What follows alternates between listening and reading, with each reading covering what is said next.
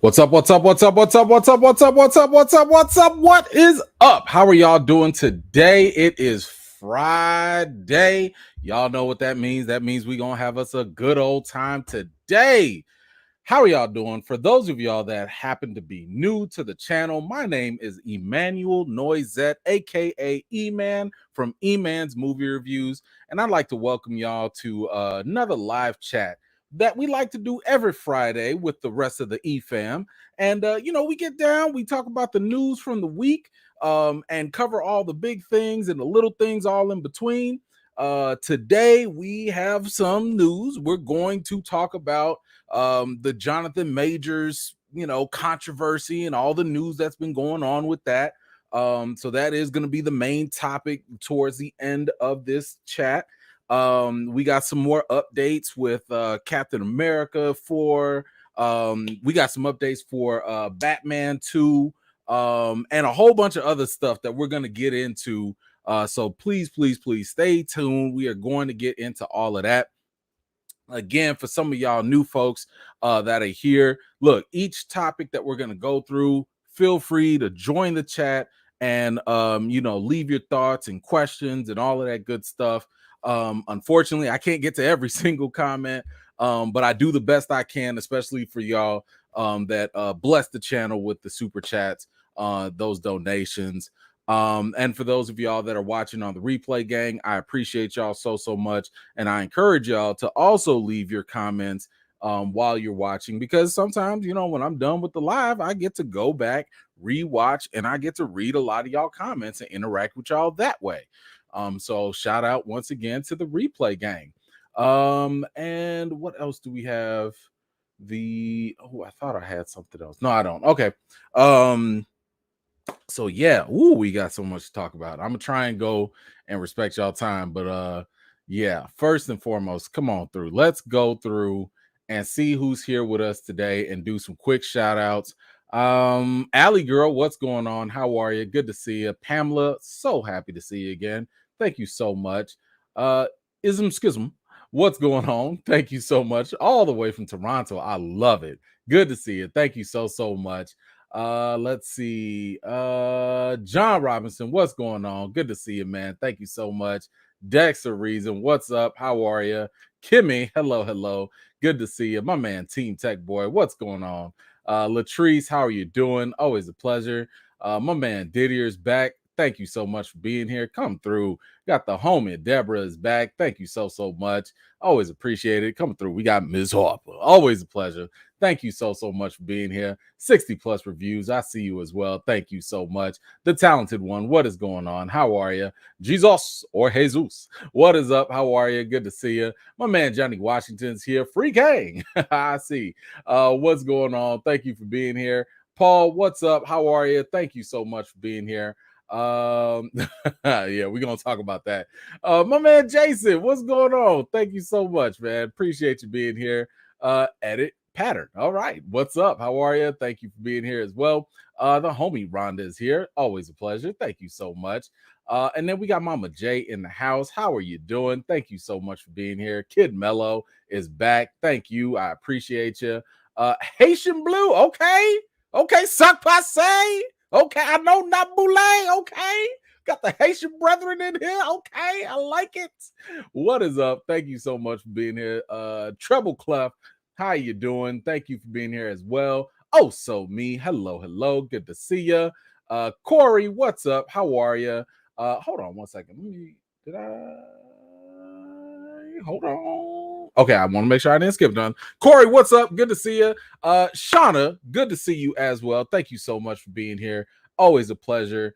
Let's see. We got my man Reese is back. Good to see you, Reese. Thank you so much for being here as well. Treese, how you doing? Thank you so much.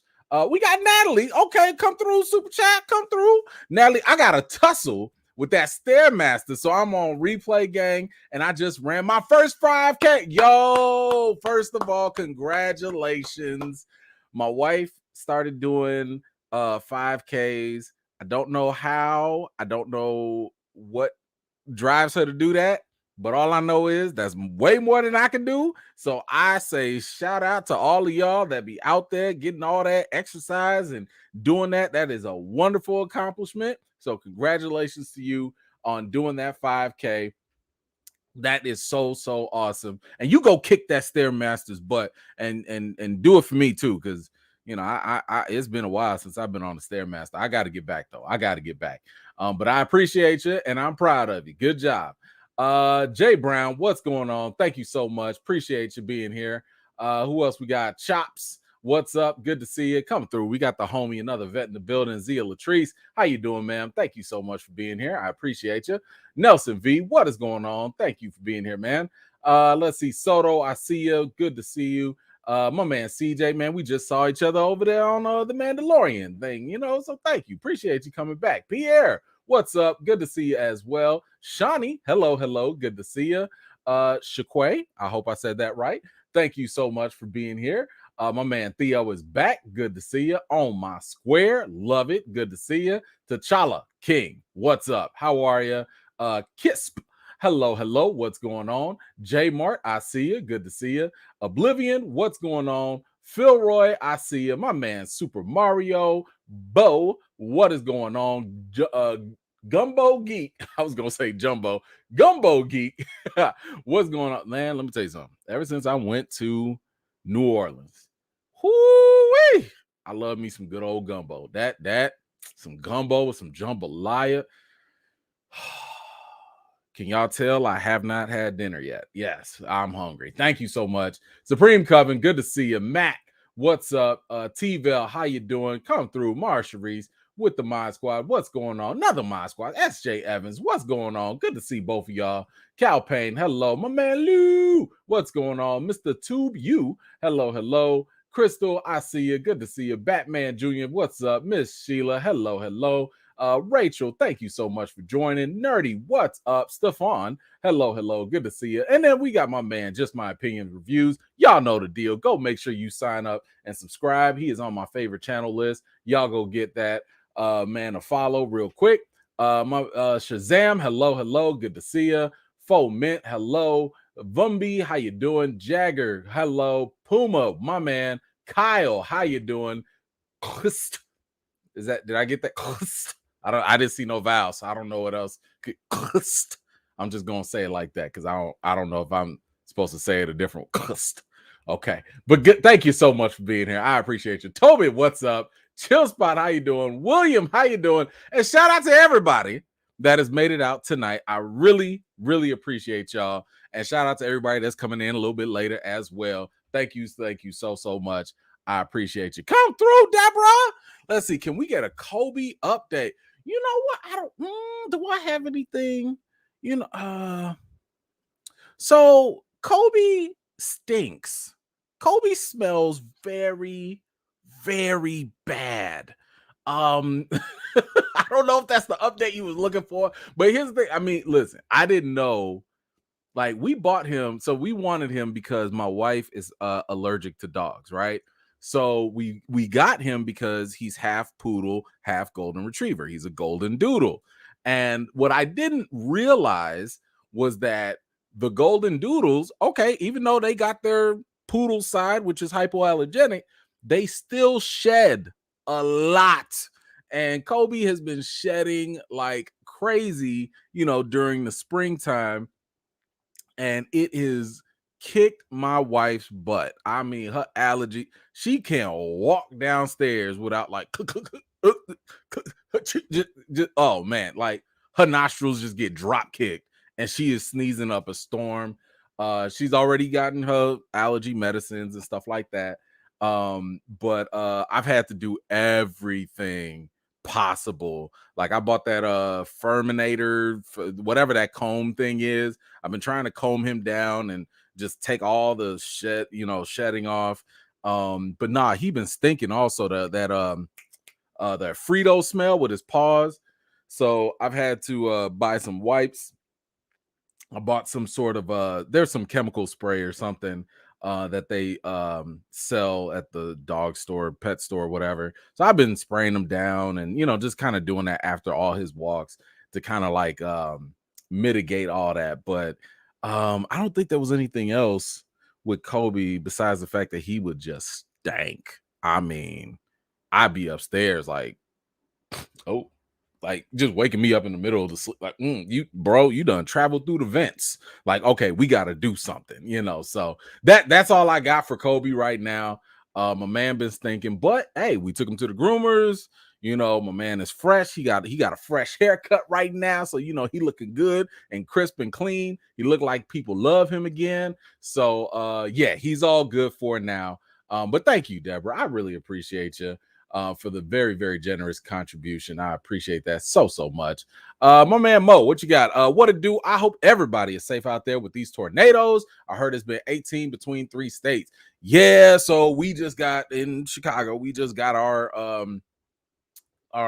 tornado watch warning just recently, and I don't like it. So that is something that I'm hoping chills out like somewhere.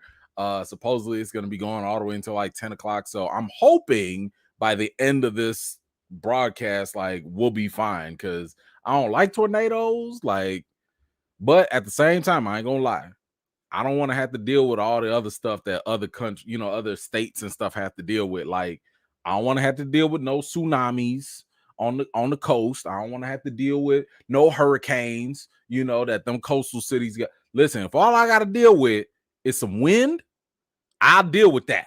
Okay. I will. That's why I don't mind staying in the Midwest, because I'm not messing with no earthquakes.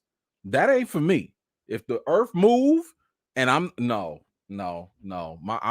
not set up that way. So yeah, but hey, I hope everybody else is out there safe, and keep an eye out on that weather. It can be dangerous. My man Eric, what you got? What's up, E-Man and the chat? Quick question: do you think Captain America 4 will do the Hulk justice compared to how badly the MCU has done it in the past? Well, I don't think there's anything confirming yet that Mark Ruffalo or the Hulk is going to be in the movie. I haven't seen anything legit say that. Hold on, let me see. Let me just make sure. Captain America 4. Yeah. I know he was in talks to come back, but I don't think that's official yet. But we will talk about all that once we actually get to the topic. So hold on and we'll get there very soon. Let's see. Thank you so much for that, Eric. I appreciate you. Okay. Christy, thank you so much. I appreciate that correction, because listen, I do the best I can with what I'm given. Okay, and I'm not the sharpest knife in the cupboard, but hey, I do what I can. So thank you so much for that, Christy. I will remember that. I will do the best I can. All right, let us get down with the first topic. Let's see, what do we have? Okay, let's talk about Dem Dragons now. Okay, y'all know what it is. House of the Dragon. We're gonna go through some of these quick ones first before we get to the good stuff. So first off, I think a lot of us we've covered House of the Dragon on this channel. We watched every episode, reacted, reviewed. So make sure you go watch that if you haven't already. And of course, if you don't know, House of the Dragon is a spinoff prequel of Game of Thrones, which you can go see on HBO Max. Now, with that said, it has now been announced that House of the Dragon is going to get a shorter season 2, as HBO series eyes season 3 as being greenlit too. So now you have the upcoming season of HBO's House of the Dragon will consist of only 8 episodes, which are 2 fewer than season 1 of the Critics' Choice Award-winning Game of Thrones prequel. It is part of a long-term plan for the show, which includes HBO mulling a green light for a 3rd season. It has been reported that House of the Dragon creative team had envisioned the series running for 3 or 4 seasons in total. So that's all. You know what? I don't really have a problem if they only want to do 8 episodes, as long as you about to give me the meat and potatoes. Okay, if you gonna give me 8 hard-hitting, straight to the point, full-on action 8 episodes. I'm okay with that. But I'm gonna need y'all to hurry up with that season 3. Because I don't know what y'all mulling over. Okay. Now, unless you guys don't have any good ideas, and that's the problem, okay, then don't play around with me. Because I think at the end of the day, most people, especially if you've watched Game of Thrones, all we're hoping for is that you don't repeat what y'all did at the end of Game of Thrones. Do not play with us. That's the only thing I think most fans right now are asking for. If you have a plan, which I will say, I'm a little concerned that y'all didn't have this pre-planned already. I know everything is not fully guaranteed. Sometimes you have to wait for the numbers and to justify it. But I'm like, y'all speculating 3 or 4. Like, come on now. Stop playing now. Do y'all have a plan or not? Because if y'all going in there with no plan and you just gonna do it for the money, I don't want it. Because that means that y'all not really caring about the story and the characters. So all I'm saying is right now, don't jack this up. You got 8 episodes. That means I don't want to see no fluff. I don't want to see no filler. I want to see straight action. Because as you know, the way they ended off in season 1, it's about to go down. Okay, somebody finna get got, and somebody finna get Dracaristed. Okay, it's going down. So I'm here for this. I'm here for the action. I'm here for dragons burning everything up. But I just need a good story. That's all I need. So y'all let me know, how do you feel about the fact that we're only going to get 8 episodes instead of 10 for House of the Dragon, aka Dem Dragons? Let me know your thoughts in the comments down below.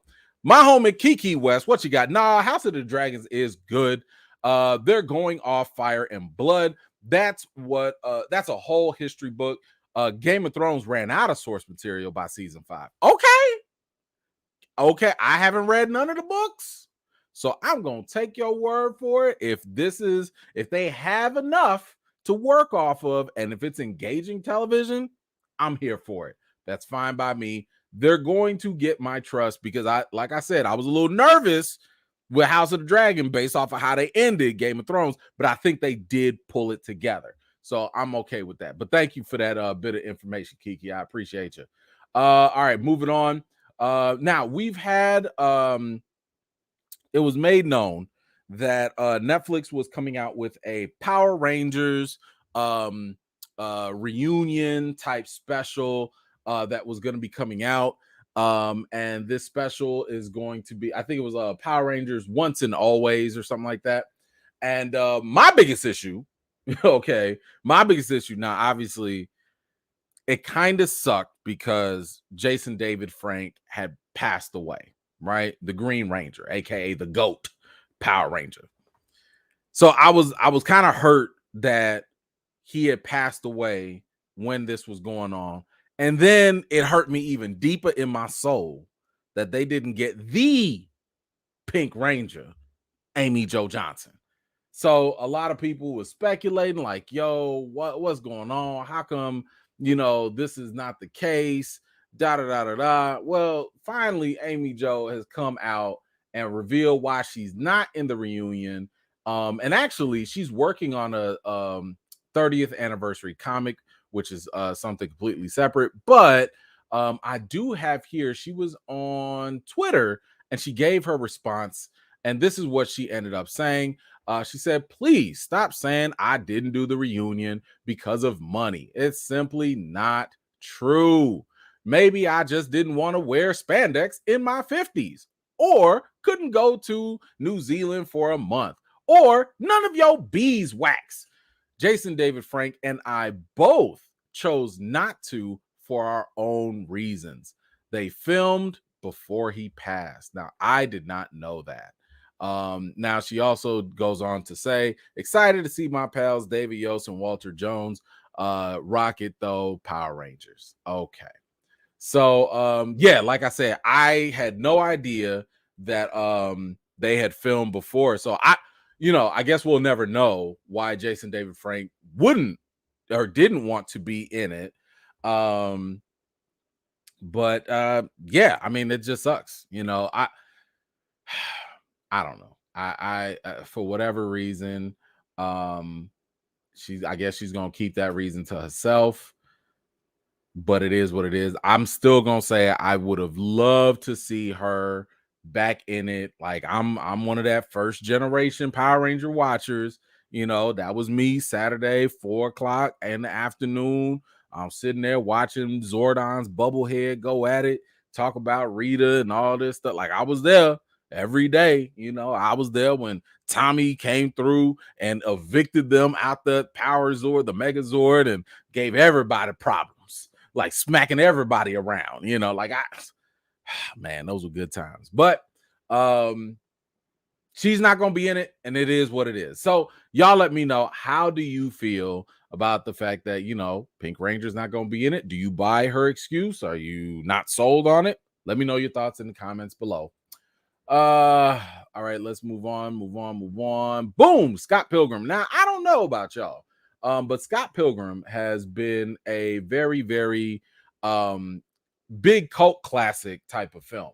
I think it has its own fan base. A lot of people really, really enjoy this. I'm gonna be very, very honest. I remember watching Scott Pilgrim. I remember liking Scott Pilgrim, but I don't remember anything about it at this point. I remember all the people that were in it. I remember how wonky and zany that it was. And I remember liking it, but I don't remember loving Scott Pilgrim versus the World and all that. But again, I get it. Some people do, right? But here's the thing: we got some new news about Scott Pilgrim. Apparently, Netflix is going to make it an anime series, and it's going to reunite the film's entire cast. And that includes Michael Cera all the way to Chris Evans as well. It says here, Netflix anime series on the Scott Pilgrim graphic novels is bringing back the entire main cast of the film, Scott Pilgrim versus the World, to voice their characters in the show. And you can see here all the people that were in there. Michael Cera, Anna Kendrick, Brie Larson, Aubrey Plaza, Brandon Ruth, of course, Chris Evans. It's a lot. So that's kind of nice, I guess, that people are gonna be able to go down that nostalgic trip. I'll watch it, but again, I didn't have a strong bond when it came to Scott Pilgrim. Like I was like, oh, this is cool. Okay, moving on. I don't know. But I don't know. Maybe the graphic novels are great, and maybe that's where the love is for it. I don't know. But I am curious to see, like, how did y'all feel about Scott Pilgrim versus the World? Did you really, really enjoy it? Did you kind of sort of just like it? Have you ever even seen it? And are you excited for the anime series that's coming out? Let me know your thoughts in the comments down below. Let's see. Eric, what you got? RIP to the Yellow Ranger. Yes, rest in peace to Trini. As well, I heard the plot is about her character dying in the show. Yikes. As well, with her daughter getting revenge. Yeah, I think I saw that in like one of the trailers or something like that. They did show Trini's daughter, and she was kind of like upset. I don't know if she was like murdered. I don't know what happened, but clearly she's not there anymore.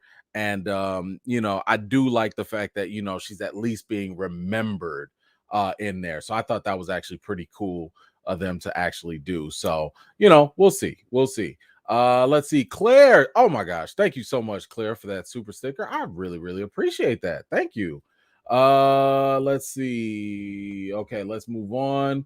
What else do we have? Oh, okay, so we got Daredevil. So in case you didn't know, Daredevil is like one of the best Marvel shows, period.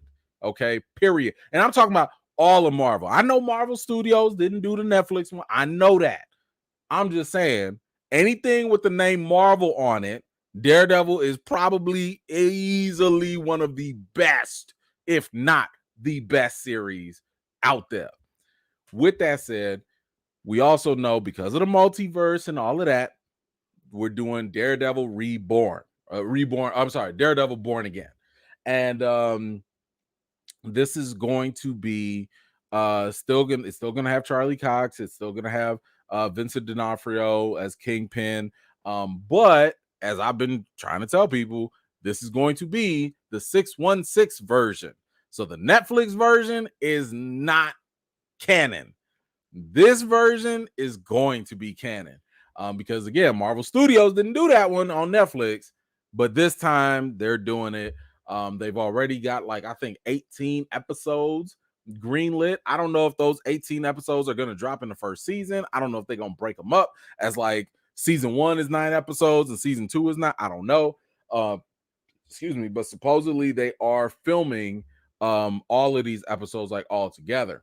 But apparently things are going so well that we also have the Kingpin dropping some news saying that Daredevil Born Again season 2 is already planned. Okay, so we are already going to have that. And the Kingpin himself basically said that this was going to happen. He said we've only started shooting. I think we're a couple of weeks in, and the show is going to be very, very different than the Netflix show. And it's so exciting that we're doing that what we're doing is quite different. Let's see what else. Yeah, okay. I think it's something that people are not going to expect, but always with these Marvel old comic stories, they are being revisited and reinvented by us actors and the writers. The main thing is to answer to the fans. Okay, so right there, on top of that, like I think that's confirmation. It's going to be very, very different. Listen, I don't care how different y'all get. I just need y'all to give me that same Daredevil hallway energy. That's all I want. I don't care what else y'all do. You give me the same energy. I know people are like, well, what about Karen? What about Foggy? I don't care about neither one of them. I don't come to the show for them. I come to the show for Matt Murdock, and I want to see him do some hallway scenes, if not better. That's all I care about when it comes to Daredevil. And I want to see him go against Kingpin. I want to see Kingpin, you know what I'm saying, like manhandle people. I want to see him get upset about how you embarrassed me in front of Vanessa. Like that's all I care about when I was a boy. Like I don't need very much else from Daredevil. I just don't. So you give me those two components and throw in the hand and some other crazy stuff, maybe even Elektra. I'm cool. So anyway, how do y'all feel about not only are we going to get another, season 2 for Daredevil Born Again, but how do you feel about the fact that it is going to be different? It's not going to be the same from Netflix. What direction they go, we don't know, but hey, that's what we got for now. Let me know your thoughts in the comments.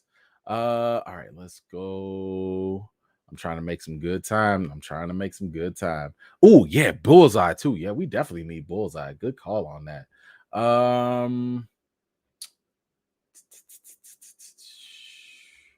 Oh, come on now, Nick.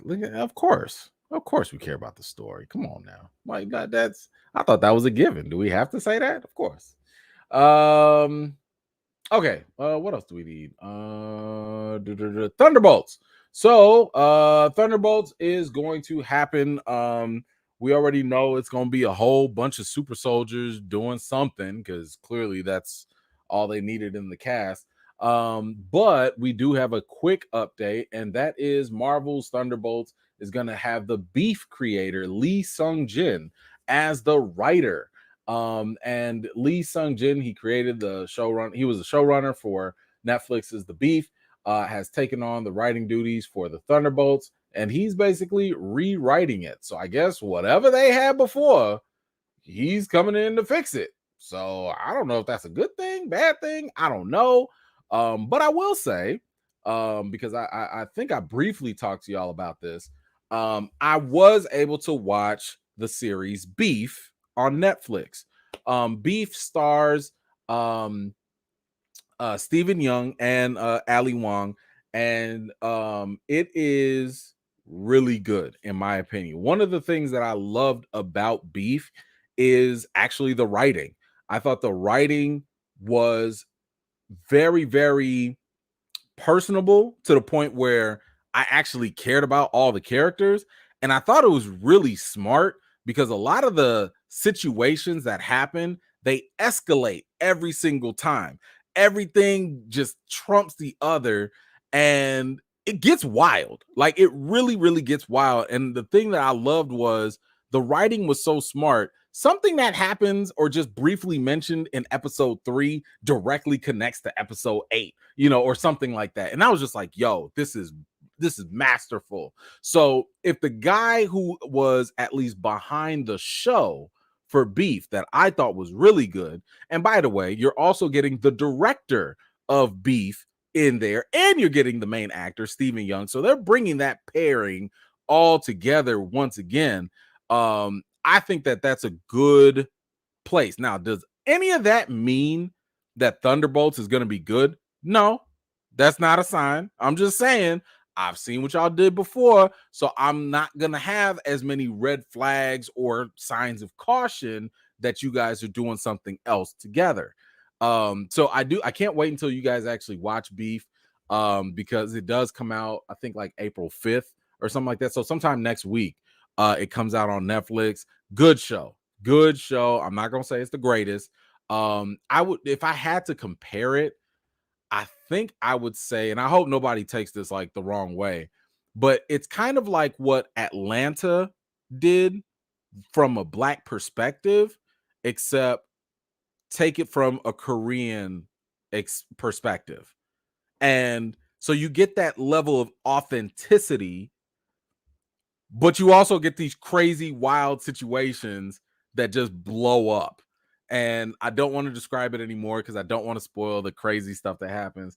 But I will say every episode had me wanting to watch the next one because I was like, yo, this is nuts. This is nuts. But anyway, I like the fact that they got this team together. And hopefully, whatever they did in Beef, they bring it into the Thunderbolts. But we'll have to wait and see. So y'all let me know how you think about the fact that Thunderbolts is being rewritten. It is coming off of Beef. I know y'all haven't seen it yet. I think it's gonna be decent, at least. But of course, it's Marvel, so who knows? But anyway, y'all let me know your thoughts in the comments. My man Matthew, what you got? Hey, fam. Glad to be back on the live chat. I have both of my eyes fixed, and it's amazing. Okay, just let DDBA be great. Daredevil. Okay. Yeah, no, hey, look, I hope it is. That'd be great. Man, I'm so jealous. I wish I can get my eyes fixed. I'm too scared. I can't let nothing in my eyeball like that. It's a struggle for me just to put contacts in. Like I gotta look away, put it to the side, and let it flick inside my eyeball. Can't do it. But congratulations. I'm glad you could see. Nelson, what you got? Will She-Hulk appear in Daredevil as Daredevil's girlfriend? And does she fit in the dark gritty series? That's a good question. I don't know. It is Marvel, so I wouldn't be surprised if he like mentions it. But let's also not forget they're both lawyers.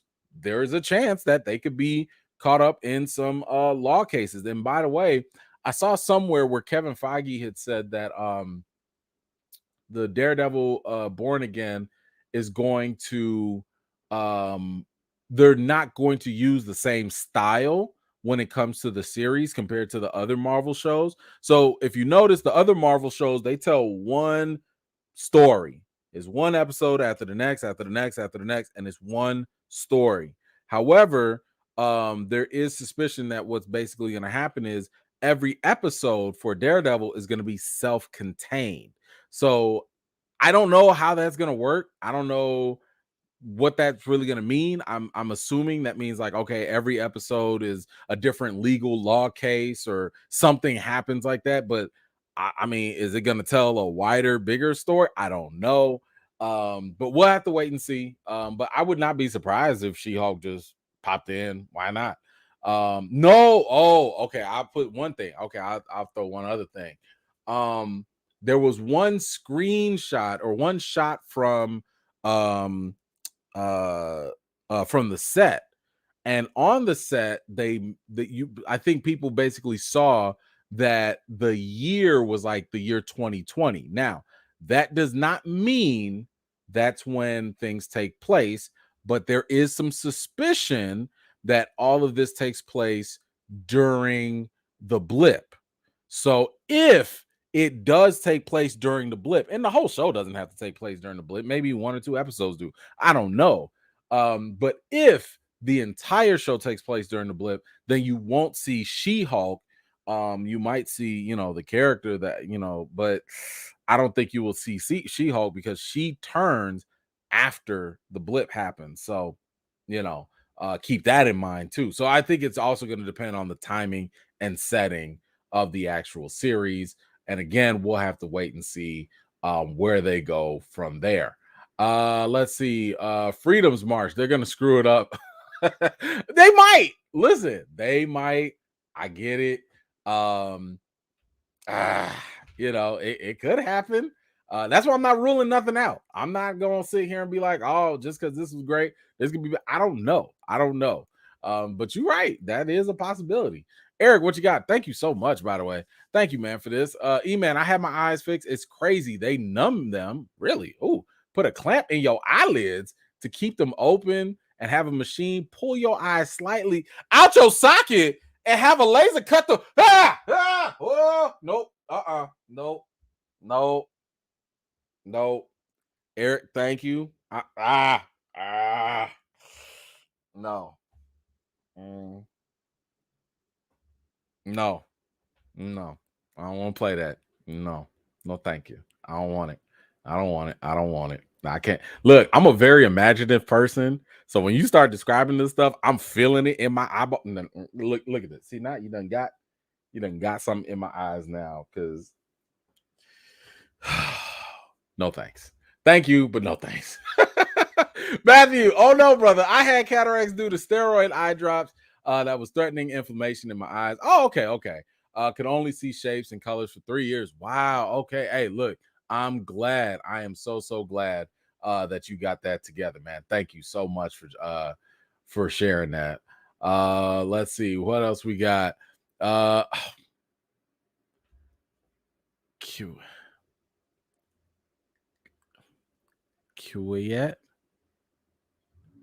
Come on, man. Y'all gonna have to help me out. Kuet? One? Okay. I'm sorry if I butchered that. I'm sorry. What do you have here? I hope they make Bucky have those Winter Soldier gritty action scenes again in the Thunderbolts movie. Yes! You already know. If you've been following me, just give my man Bucky a knife. I need my man Bucky to just flip just shank a couple, slice and dice, shank. That's all I need. I'm with you on that. 100%. No questions asked. Down for that all day. Thank you so much for that. And I'm sorry if I mispronounced the name. JN, what do you think about Marvel replacing Majors as Kang? What do you think about John Boyega, Lakeith Stanfield, Washington as potential replacements? No, and no. So I will talk more about the Jonathan Majors stuff a little bit later on. But just to give you a quick answer, I don't think that they should recast just yet. Because I think it's very vital to wait until all the information plays out first. So until that happens, I don't think I don't need to entertain recasting with anyone. And I'm sorry, no offense or nothing. I don't like any of those choices. For me, I don't. I can't see it. Maybe Boyega, maybe he'd probably be the closest, but that'd be about it. That'd be the closest I go. But thank you so much for that. I appreciate you. What else we got? Oh, Puma, what you got? I want to stick and the chase if they show the people who train Daredevil. Yes, winner, chicken dinner. Sure. Yeah, if we can get Stick and them to come back, yeah, I'm down with that. I like that. I think I'll be down for that too. Thank you, Puma. I appreciate you. Dorian, Bucky versus Loki dagger fight. Yo.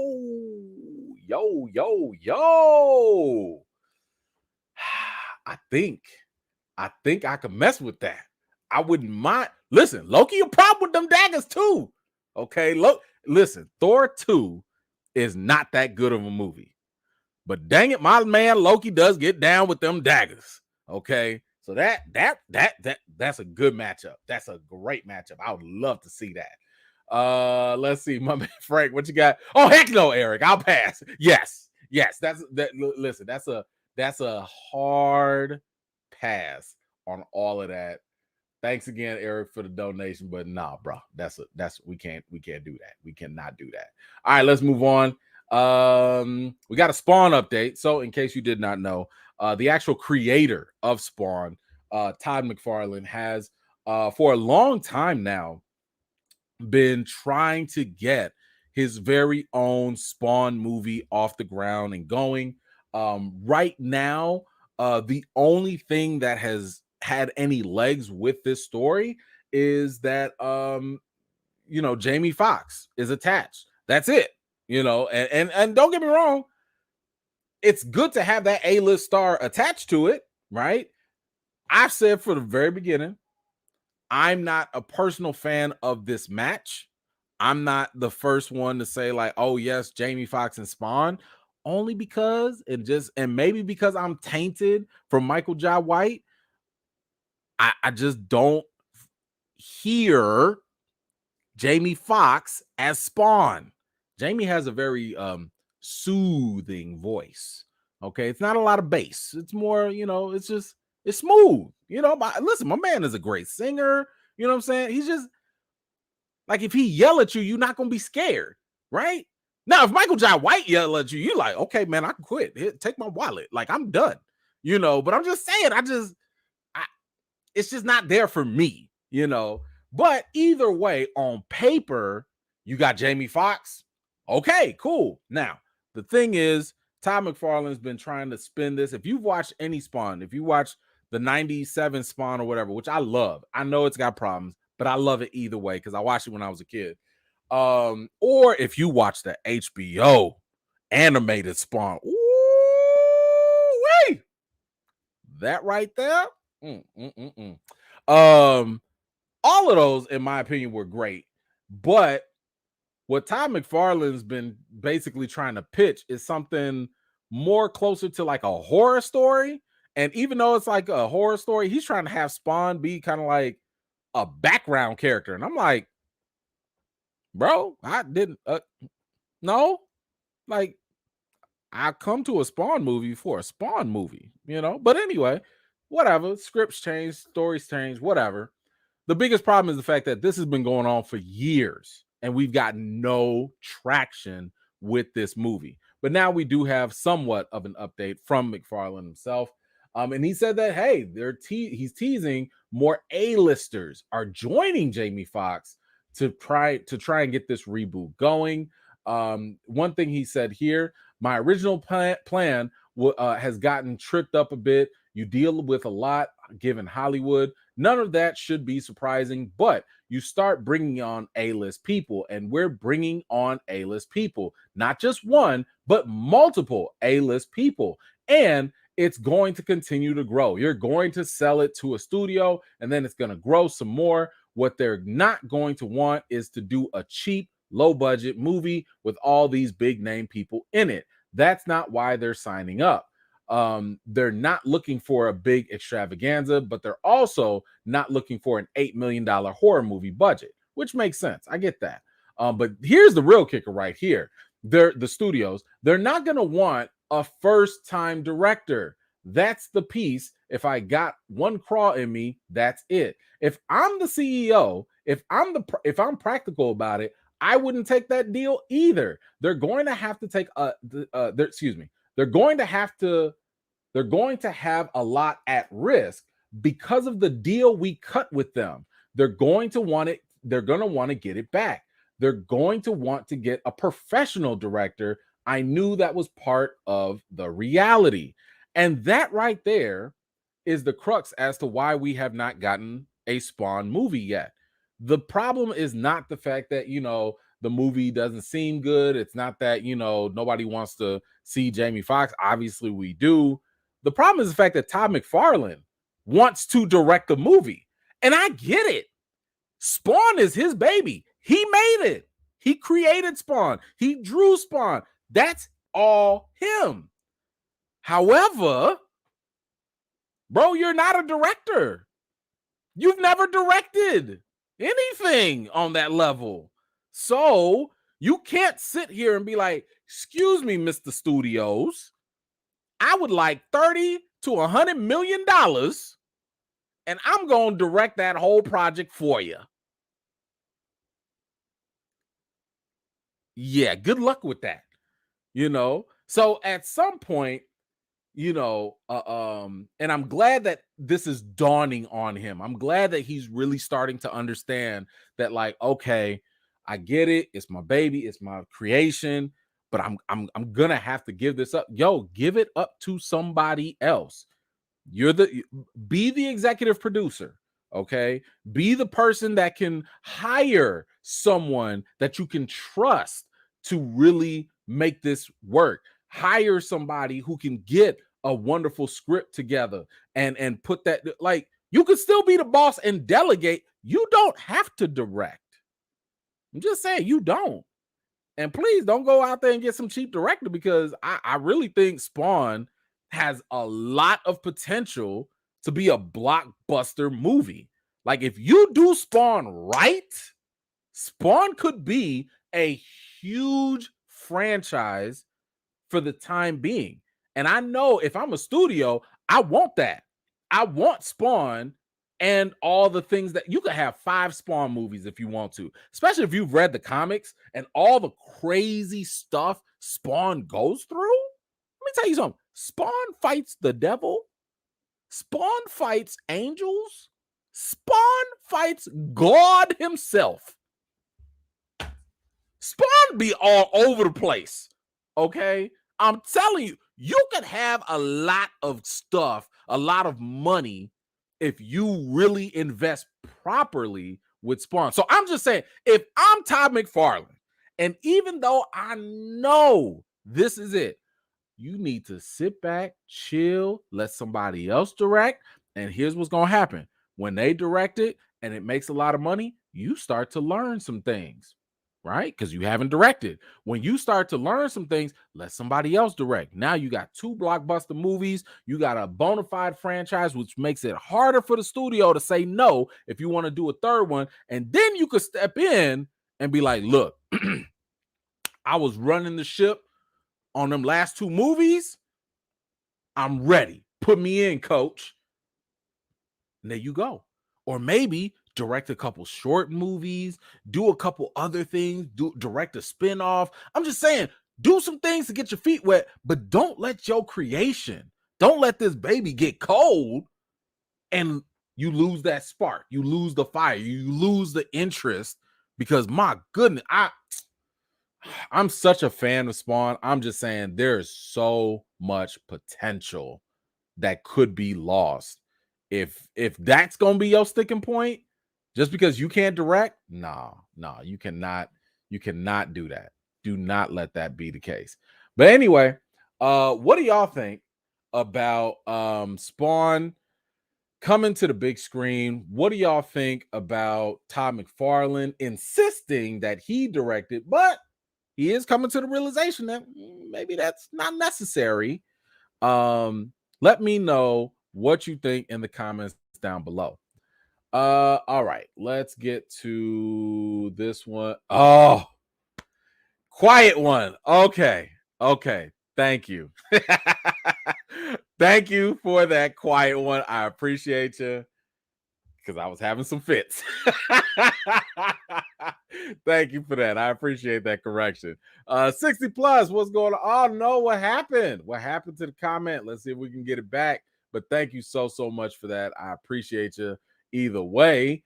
My man Matthew, what you got? HBO animated Spawn is the GOAT. Listen, I'm telling. First of all, I probably watched that way too young. It is not for kids, but I liked it. That was a good show. Okay. Good show. I really enjoyed it. See, and again, this is one of those things that I was talking about, like, where it's really, I love it when you take these comic properties and expand them. So you make a movie, you make an animated show. Because I was introduced to the movie first, then I watched the HBO show, and that got me into the comics, right? Because a lot of people think, oh, well, you have to love the comic first and then you'll love everything. It can go the other way around. You can have a character portrayed in a movie, and if you keep portraying them in like other formats, that will bring your attention over to the comics and or vice versa. I mean, even Black Panther. Okay, I watched the Reginald Hunlin, the BET series, Black Panther. I was like, who is this black man that's talking to these white folks like this? Who is this African king that is treating folks left and right? Who is this African superhero that just beat up Captain America? This stuff blew my mind. It blew my mind. So the show got me into the comics, and of course, the comics and the show, I was like, give me the movie. So all of these things can be great. And yes, that HBO show 110% was so good. I think it's still on HBO, if I'm not mistaken. I don't think they took it down yet. But yeah, y'all go ahead and check that out if you get a chance. Eric, what you got? I'm sorry, but the clown in Spawn was weird to me. I think that was the point. I mean, he was a hell spawn, the devil, the clown thing or whatever. So yeah, like why not? You know. Let's see. Anthony Mackie is Spawn.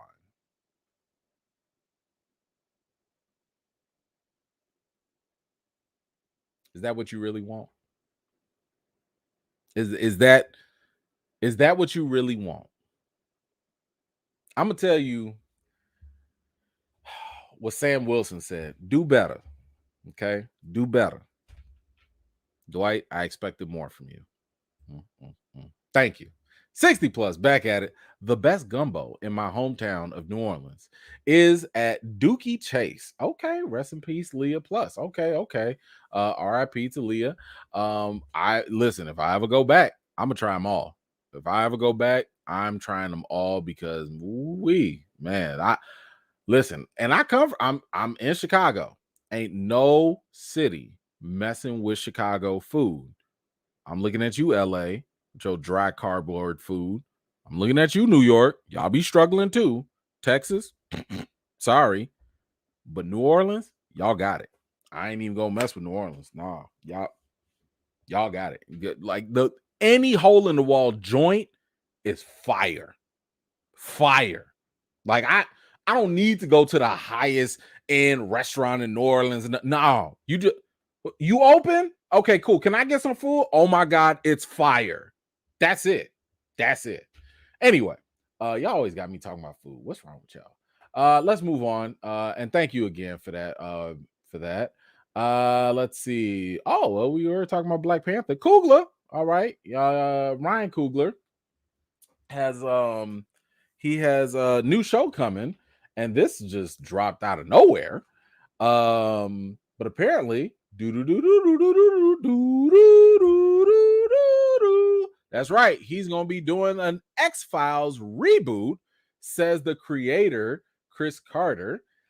He said in an interview that I just spoke to a young man, Ryan Coogler, who is going to remount the X-Files with a diverse cast. Uh-oh.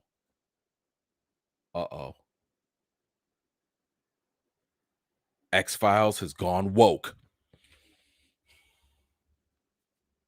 Somebody done lost their mind. Oh man, I don't know what to do. I'm sorry. I didn't know. I should have given y'all a trigger warning. I know some people are gonna be mad about this. Why does X-Files have to be diverse? That means they're gonna bring in people that don't look alike. They're gonna be different, inclusive. God, why they gotta be so woke? Oh, what else they say? So he's got his work cut out for him because we've covered so much territory. But it's gonna be so woke. Oh. Anywho, so Ryan Coogler is gonna be doing X-Files, and when I tell y'all, I'm actually excited for this. I want to see what they do with it, what he does with it, mainly because, in my opinion, this is going to be the first time we really see Ryan Coogler expand. And I think this is going to be a great test for the young man to really show what he's capable of, right? Because right now, what have we seen him do? He's been able to do good movies about singular characters and stuff. Again, I'm not the biggest fan of Wakanda Forever. Like, I thought it was okay technically, but I don't think it was his strongest movie, right? But I'm curious to see what he's going to do if he's going to make a series, a show, especially. And maybe this is actually to his detriment. Maybe this is not a good thing. A show with a really good reputation. Because, in my opinion, I mean, I remember in the 90s, the X Files was like that. If we had social media back then, the X Files would have been trending almost every week. And I remember, like, I skipped the boat on the X Files a while back. But the problem was the fact that, so what I ended up doing is I did a quick refresh. Like, I went back, I watched every episode, and I was like, okay, I see why this was a good show. I get it. I get the hype. I loved it. But you know, how is the X Files going to translate into 2024, 5, whatever, whenever it comes out? That could be a challenge, because sometimes older type of material doesn't always translate very well when you modernize it. So one thing that comes to mind, and by the way, I'm actually kind of surprised, if you were to tell me the X Files was going to get rebooted, Ryan Coogler would not have been the top of my list. Like, I would have never guessed that's who somebody would have picked. And by the way, keep in mind, this is all in house because Fox, who had the X Files, is now owned by Disney. Disney and Ryan Coogler, or I'm sorry, Marvel, Disney, whatever. Ryan Coogler has a big old picture deal. So I'm pretty sure he's able to kind of leverage around. He's not stuck to only Marvel stuff. He can go around to other stuff like the X Files. But I am kind of, nervous because, like, I would have thought Jordan Peele would have jumped onto something like this or been attached to this, But even thinking that, I'm like, man, let me ask y'all this. Did y'all watch that rebooted Twilight series? Is this still on? I think it got canceled. Like, I watched the first episode and I was kind of like, nah, like, it was all right. I don't know. But so the real question is, are y'all gonna have a compelling enough story for this new X Files? I hope so, but we'll have to wait and see. And I gotta say, and I know this just sucks because the moment I heard about this X Files and the diversity, I started thinking about, like, man, Lance Reddick would have been amazing if he was going to be in that. I think that would have been a perfect fit for him. And just thinking about it, I was like, dang it, brother was gone too soon. But anywho, y'all let me know. What do you think about this Ryan Coogler X-Files reboot? Are you excited to see it? Are you curious about it? Will you give it a shot? Let me know your thoughts in the comments down below. Excuse me. All right, let's go. What we got? Puma, what you got? John Leguizamo as Violator was fantastic. I agree. Matter of fact, I'd be cool if he came back. He was only in makeup. I'd be fine with that. He was really, really good. So I'm with you on that. Thank you so much. Who else we got? Nelson, what you got? How was Jordan Peele Twilight Zone series? Like I said, it was all right. Like, but again, I only watched one episode, but I had no real desire to keep watching. But you know what's crazy about that? Because of Jordan Peele's reboot, or like just kind of like doing that Twilight Zone, it actually got me more interested in watching old Twilight Zone stories.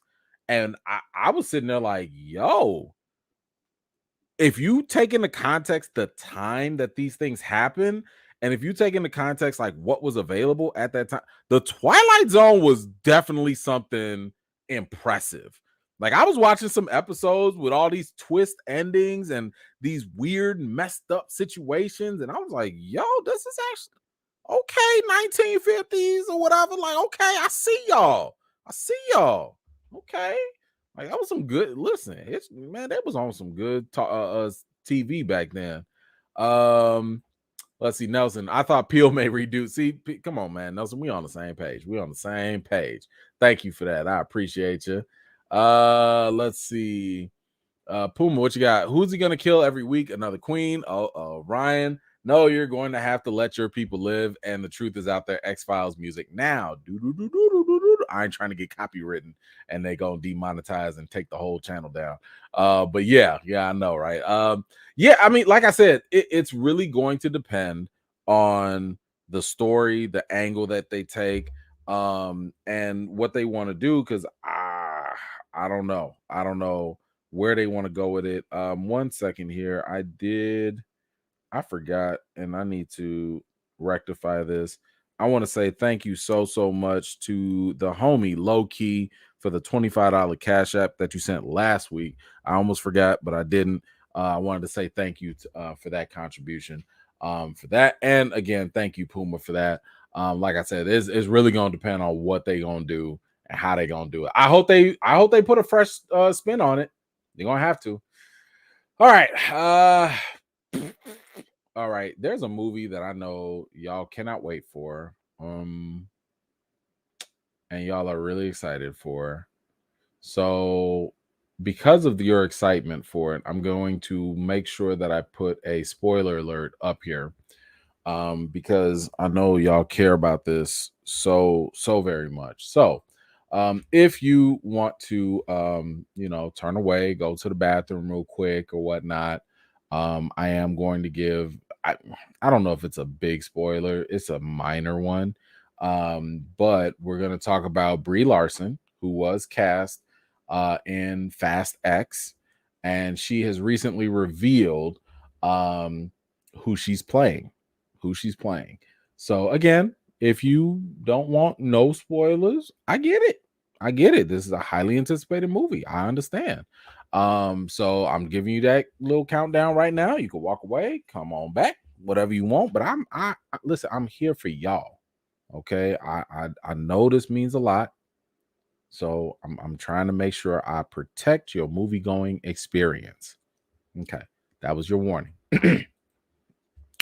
Brie Larson reveals who she is playing in Fast X.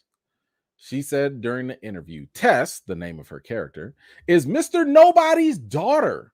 She is technically agency, but she's kind of a bridge in a way.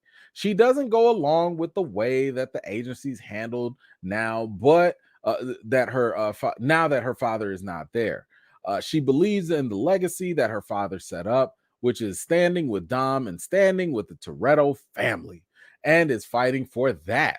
Dom knows that she has a strong mind and definitely respects that she's gone out of her way to talk to him and wants to build trust. What he asks of Tess is a test. Like, if it's an impossible task and she can get it done, then she's family for life.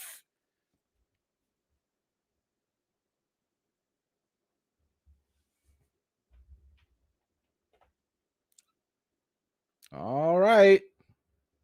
There you guys go. Brie Larson's character, Fast X. She's already got a path to be part of the family for life. I'm sorry. I thought I could continue pretending to care. I thought I could, but I don't.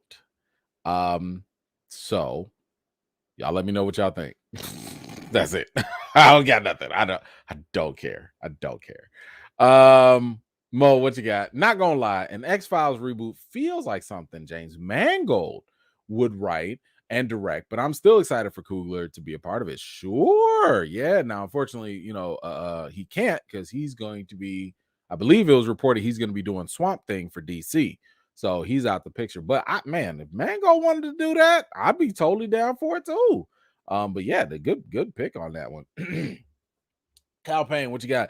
Lance Reddick's character on Fringe once referenced the old X-File projects in the episode. He could have absolutely done a cameo. Rest in peace. And I think that's why my mind went X-Files, Lance Reddick. Like it just went right into that. But yeah, I feel like the world missed out. Like I don't think we appreciated Lance Reddick enough. This man he never missed. I'd never seen him miss. But he is missed right now. Thank you for that. Let's see. Baker, what you got? X-Files was a hit. Please don't be too woke. I know. Well, yeah, we'll see. I mean, like, like, how woke can X-Files get? You got an alien that is trans. It's an alien. Like, I don't know. I don't know. I don't know what to make of that at all. Like, how could they make it woke? I don't know. Let's see. KRS Frank, what's up? What if JJ Abrams rebooted X-Files? Sure. I would have to still see who's gonna be. I don't know. Because I mean JJ's a better. I don't know. I mean, after the whole Star Trek thing, and not Star Trek, Star Wars thing, maybe. I'll just say maybe for now. I'd have to think about that a little bit more. I don't know. But thank you for that. I appreciate you. All right, let's move on. I'm sorry. We have another update for Fast X. I'm sorry. I apologize.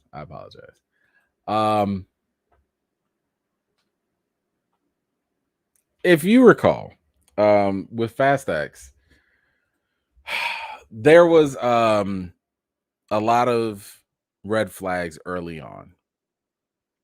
Before we talked about how The Rock left the whole situation because he didn't like the professionalism or lack thereof from Vin Diesel.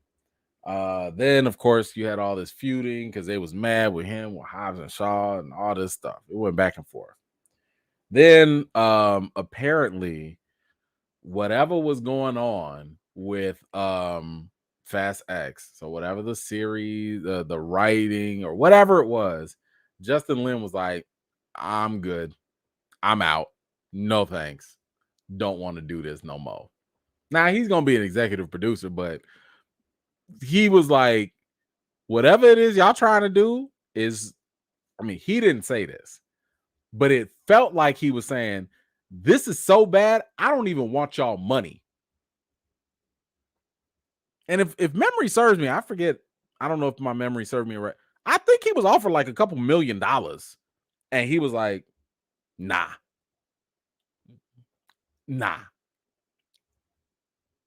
So they had to get a new director. And the new director was the guy that did like the Transporter movies, which I liked. I liked the Transporter movies, at least the 1 and 2, I believe. I don't know about the other ones. And the guy that did Now You See Me, which I actually really enjoyed too. The first one, second one, not so much. Now, during this time, things happen. And we have a quote here from Michelle Rodriguez, aka Letty from Fast X. And I'm gonna let y'all make of this what you will. Okay, so let's kind of go through this. Apparently, she said that her and Charlize Theron shot a Fast X fight scene with no director at all. She said this in the interview. Can I just tell you, no pun intended, but Charlize is a monster. We shot our Fast X fight scene sequence with no director. Bro, like hands down, drop mic, we nailed it. We were there. We don't need a director. Let's do this. Before I go on, I just want y'all to understand that the role of the director is to just make sure everything is copacetic. That's all. It's really to make sure that the shots are right. That they are there to make sure that people are on point.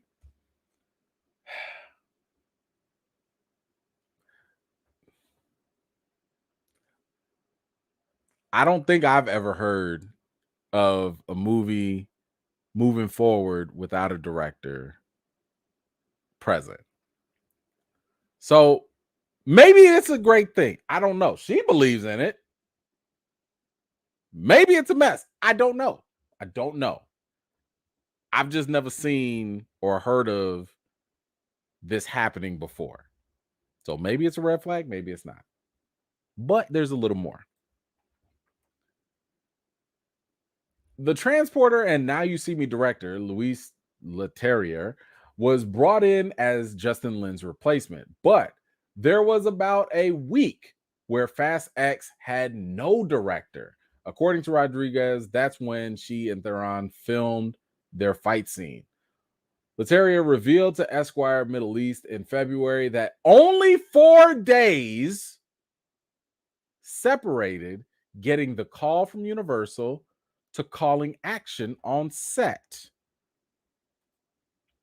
I'm going to read that one more time.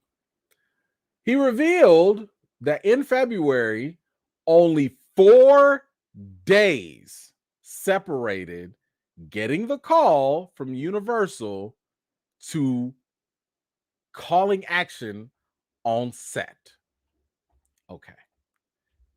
He said, I read the script 4 times on the plane, and I said I had some ideas. And they said, great, because the whole third act is changing. Can you rewrite it tonight? He goes on to say, I was literally on no sleep. I had been on no sleep 4 days. He goes on to say, but I was like, okay, yeah, I've got some ideas, and started writing. And obviously, since the third act was changing, I needed to change the first act. And when you rewrite the third act and the first act, the second act has to go. So basically, I had to go. I had to on the fly rebuild the airplane. Bro, did you just rewrite the entire movie in less than 4 days and with little to no sleep? I mean, did I read that correctly? I thought did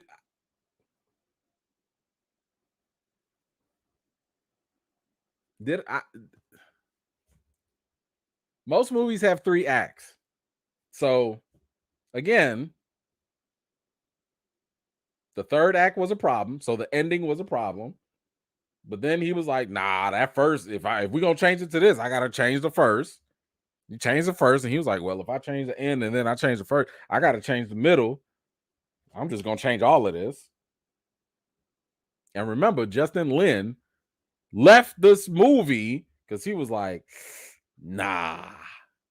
He didn't even want to rewrite it. He was like, nah.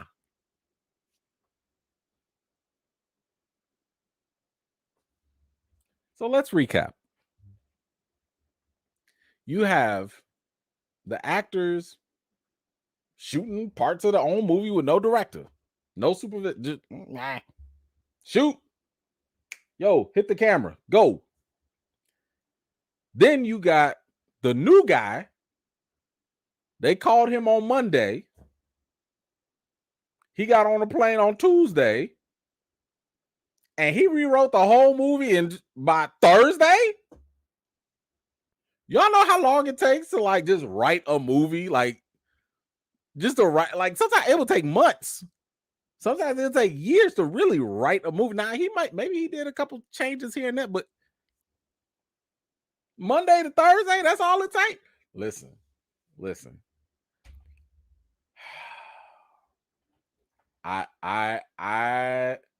This y'all movie. This y'all movie. I don't claim nothing to it.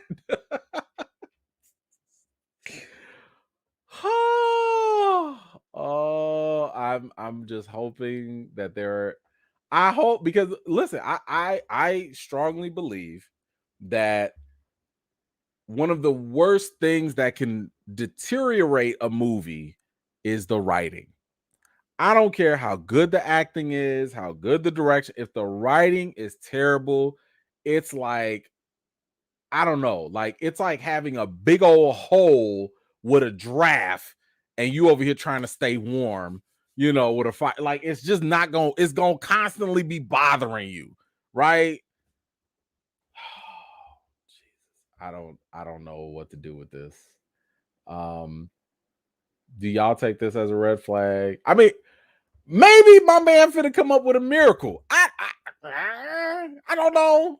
I don't know who can come up with something in 4 days. And y'all just out there playing with no supervision. Okay. Anyway, y'all let me know. What do you think about the Fast X? Does this excite you? Does this get you interested? Do you want to see it? Because here's the thing: some people just want to see the world burn. Okay, some folks want to just be like, I want to go see if this is gonna crash and burn like the last Fast 9 did, or whatever. Or you could be a die-hard Fast fan, and you could be like, yo, no, I trust this. Vin ain't gonna let this be terrible. They've learned their lessons. It's gonna be great. Either way you fall, let me know your comments down below. Whew. Ms. McKee, thank you so much. Mandatory definitions from two woke complainers. I'll fine by me, because I'm sitting there like, I go with the old definition, as in being aware, keeping your head on the swivel, being aware to information that you were not aware of before. I go with that.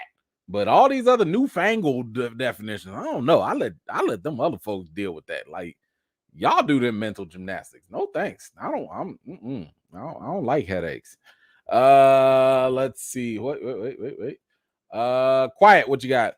X-Files show needs a peculiar writer, or particular writer, like M. Night Shyamalan. And this point, the Fast X cast just needs to become superheroes already. I don't think anybody in Fast X are real people. I don't even think the world is real. I just don't. I think all of this stuff is made up, and they're just doing things. Science don't matter there. Logic don't matter there. It's an imaginary world. Fast X is not a real place. Like, they bamboozled y'all. They made y'all think it was real because they had streetcar racing, and they use real world places and stuff. But no. Like, they're in another dimension. They're not real people. It's all a figment of our imagination. That's just how I think. But yeah, M. Night, that would be interesting if M. Night was in it, but I don't know. I would, who I would like, and we're gonna talk about him later. I'd actually like Mike Flanagan. He's the one that did Midnight Mass, and he's done a bunch of other stuff too. He's a really, really good showrunner. I would like him to do X-Files, but that's another conversation. Didier, what you got? What's worse than a red flag? A redder flag. The reddest of red flags. That's the only thing I can think of. I don't know. I don't know. A flag that is the color of threat level midnight. Whatever color that is, that's gonna have to be it. But anyway, thank you for that, Didier. I appreciate you. All right, let's keep it moving. We doing good on time. I know every time I say that, it takes longer. Okay, I'm gonna try and hurry up. So John Wick's future. Now, for real, if you have not watched John Wick 4, I would implore you to just go take a break. I'm not going to go into deep spoilers, but there are going to be a couple things that are a little spoilery. So this is your warning. This is your spoiler alert. We are going to talk about a little bit of what happened at the end of John Wick 4 very loosely. I'm not going to go into straight up details, but again, if you haven't seen it, if you plan on watching it, this is the time to go on somewhere, go get you some snacks or something, and you can come on back when you see this gone, okay? But I am going to talk about this. So again, I'm gonna give y'all a couple seconds here to get yourselves together. And after that, that's it. Okay, 3, 2, 1. Good, great, thank you. So with that said, if you've seen John Wick 4, which by the way, I do have a non-spoiler review up, so you can go ahead and go check that out if you like. I will say this: when it came to the ending of John Wick 4, I really liked it. And I liked it a lot because of hold on now, hold on. Again, go on somewhere. If y'all don't want to see I'm not going to go into details, but I'm going to talk around it. I'm trying to be considerate now. Go on somewhere. If you don't want to hear nothing, go on somewhere now. All right. And I'm not going into details. So that's our final warning. Y'all don't like it, go somewhere else and come back. All right. So again, I like the ending mainly because it was ambiguous. And that was one of the best things I thought about the ending, was the fact that it could be anything and anyone could go do whatever when it comes to this story. You can take this and believe one way, or you can take it and believe another way. And I thought that was a great, perfect way to end this film in the way that they did. So here's one thing that was said by Keanu Reeves. He mentioned, I don't know, I guess I'm going to have to lean on never say never in regards to a sequel. He says also, I mean, I wouldn't do a John Wick film without director Chad Stahelski. We'd have to see what that looked like. For me, it feels really right that John Wick finds peace. Okay. Then let's see. He also says, when Chad and I were talking about it, the why is death. And it was John Wick's dead. For him to get his peace or his freedom in a way, that was the reason to make the movie. You gotta have the why. And then the producer of John Wick 4 says that it is an ambiguous ending. And the question for all of us is, okay, if the audience embraces the story and the box office works, is there another story to be told? Okay. So now the question, of course, I mean, I think the producer kind of laid it out right there. Does it make sense with the story? And what's up with the box office? Well, we got them results now too, because it was just reported that, like, look, John Wick 5 is back on the table. Okay, it is a possible thing that could happen. It says here that a fifth film is back on the table after the latest movie's astonishing opening at the global box office, according to Lionsgate Motion Picture Group chair Joe Drake.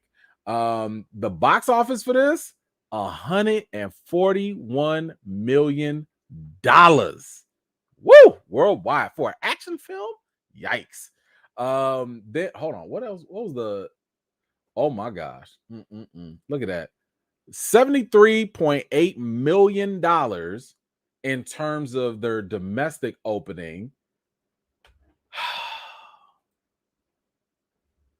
Y'all were here last week. Y'all remember when Zachary Levi was over here talking about, like, oh, John Wick, y'all want to go see that? Pew pew, but we a family movie. Remember, pew pew pew pew pew pew. Remember Shazam opened up to like 30 million, but John Wick opened it up to 74 million. You just got to be quiet. You have to be quiet. Sometimes you be talking too much. Don't do all the talking. Anywho, let's see. Drake goes on to say, we're all going to land, or we're all going to take a tiny rest here and then stretch at ideas about whether there's a credible way to get into 5, but there's no guarantee. He also noted Keanu and Chad, rightly so, are very protective about never screwing with the audience. So we certainly have our work cut out for us. Keanu is so beloved, and that character is so beloved, and that's not lost on him. Now, this I do like. I do like this because they speculate on some other things here. Regardless of John Wick 5's fate, Reeves will return to the character in the future, albeit not necessarily in the lead role. He shows up in the Ballerina.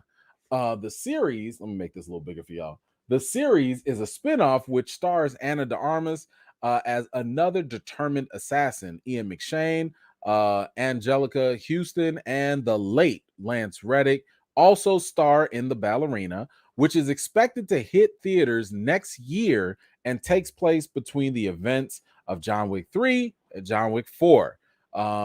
That's good news. And then there's another possibility, right?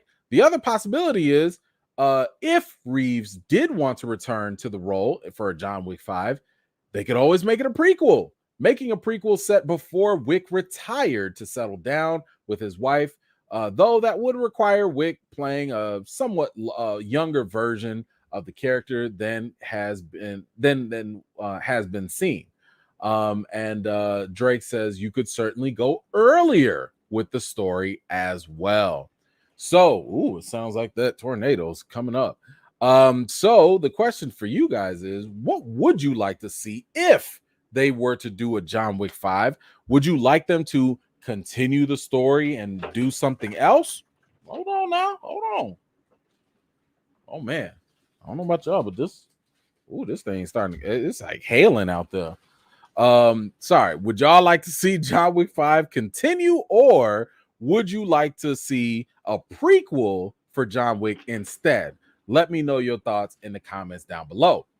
All right, let me go up. Yikes, my goodness. Ooh, that we finally getting the worst of that bad weather now. I don't like it. Mo, what you got? Imagine an animated Fast and Furious where Dom is lost in a gaming world and has to win a race against Sonic and Mario in order to get back to his world. I'd watch that, because at least I know it's like animated and not real. I'd watch that. But thank you so much for that, Mo. Appreciate you. Puma, what you got? Tracker meets the real Mr. Nobody would be great. Sure. I'd take that. Thank you so much for that. Mr. Bobby, right? How was C2E2? I'll be there tomorrow. So I have not gone yet. I'd like to go tomorrow, but unfortunately I can't because I have something else I have to go do on Saturday. But I do plan on going on Sunday. So I will be at C2E2 on Sunday. If any of y'all are gonna be there, hey, that's great. I will be hanging out with my daughter. So we're gonna hang out, check it out. I love bringing her to these type of events. So I'll be there on Sunday, hanging out, chilling. If anybody gonna be there, let me know. But like I said before, like if y'all gonna be there, let me know who you are, because if y'all just come up and start talking, I'm gonna look at y'all funny and be like, bro, like who are you? Like I need to know. You give me the YouTube name, give me something, let me know. Yeah, thank you for that. Hold on now, we got the missus in the chat. Yeah, hello. Yes, it is very windy outside. Listen, I heard all the ruckus right behind me, like somebody was just throwing a whole snowball or something. It was crazy, but good to see you in the chat, ma'am. I love to see it. Thank you so much for being here. All right, let's move on. All right, so let's take this down. So if you were hiding for the John Wick stuff, is done. I don't think we got any more spoilery stuff here. So come on back. If you were hiding for John Wick, we're done with that. So now we are going to move on to the Batman 2 sequel. We do have an update here. And maybe this is happening, maybe it's not. We don't know. But I was just talking to y'all about this guy, Mike Flanagan, who I think is like very, very talented. But he has apparently made a pitch to Peter Safran and James Gunn about bringing in a certain character to Batman. And that character is Clayface. So supposedly Mike Flanagan has pitched, maybe it's a TV series or a movie, on Clayface to Warner Brothers. It says here that he has pitched a feature version of Clayface, though typically Clayface is a DC supervillain. In the Flanagan picture, should it move forward, he wouldn't be a bad guy, so we hear. Flanagan, as we understand, wasn't pitching the character to be part of Matt Reeves' DC Elseworld. So this could have been some sort of spinoff or some other type of deal. Now, other sources were saying that the scripts are constantly changing and that Clayface is a big addition to Matt Reeves' The Batman 2. Wow. And in the past, Mike Flanagan has said that he said that he wanted to do a Superman movie since he was a little kid, but he would also really be keen to do a standalone Clayface movie as a horror thriller tragedy. So that right there, I'm like, oh, you know what? That role, if you don't know about Clayface, just to kind of give you a quick summation, Clayface was basically an actor. Um, got caught up doing the wrong things or whatever. But he got basically into this accident. You know how it goes. Oh, I fell into a tub of chemicals, blah, blah, blah. Now his whole body is all basically clay, but he could use that clay to look like whoever he wants. So and well, again, I don't know how they're gonna adapt it in that, but he can also make his bodies turn into weapons and things like that. So I know some people believe that, Clayface could be an actor's dream to play. And I was thinking that too. And I think it really depends on how they want to make that actor do it. So, like, are you going to make that actor physically get into makeup each time so that they can change their appearance? Or, and if you kind of go off of the animated series, I mean, Clayface could literally turn into anybody, and like, I mean, he can go from a man to a woman, he can go from a black person to a white person, like he can alter his appearance like no other. And if that's the case, I'm like, you don't really need makeup, you just need a bunch of different extras. You need Clayface to turn into different people. So it does depend on how they go about it. If they put Clayface in the movie sequel. Now, if they do a standalone thing, it I don't know how appealing that will be, to be honest with you.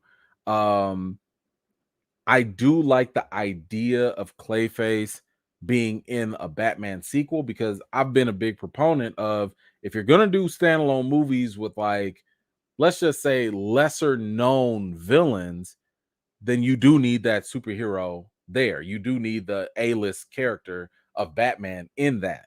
I think Joker is a good exception because Joker is just as popular as Batman most of the time. Like, you think of Batman, you think of Joker.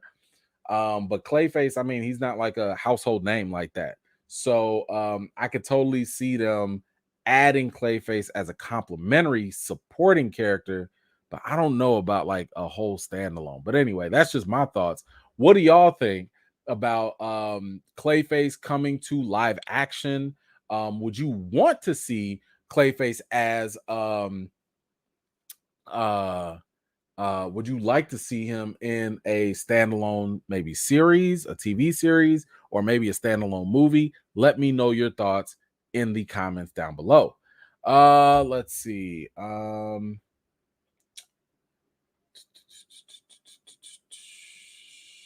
All right, let's get here. Antoinette, what you got? Thank you so much. My goodness, that's so generous of you. Thank you.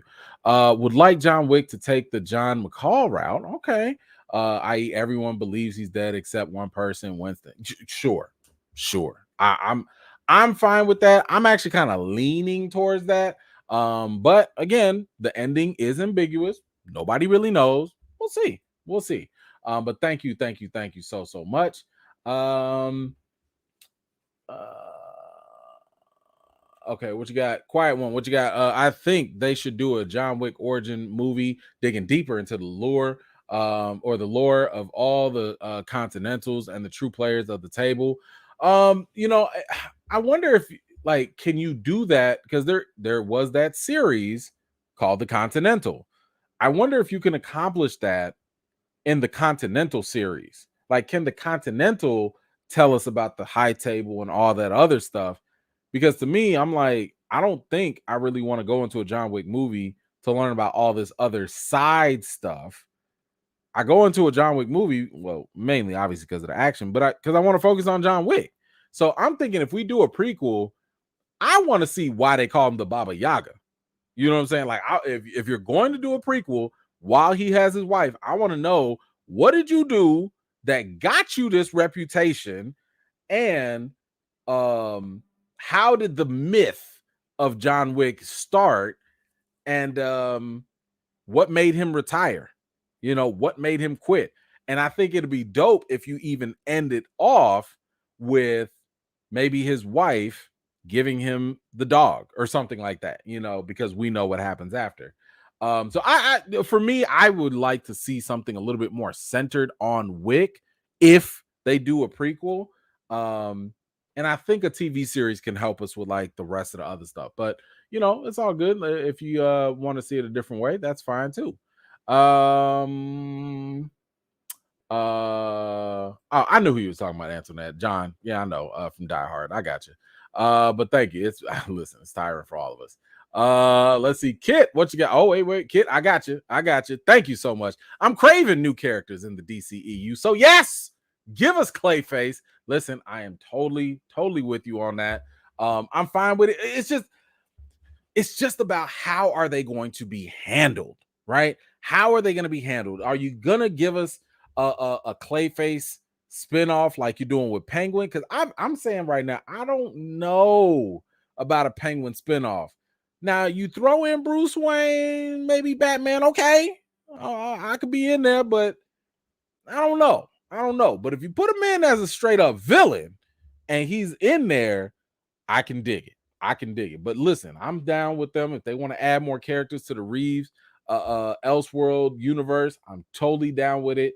I'm still a little iffy on Reeves' version of the Joker, though. I'm a little iffy on it. I don't know.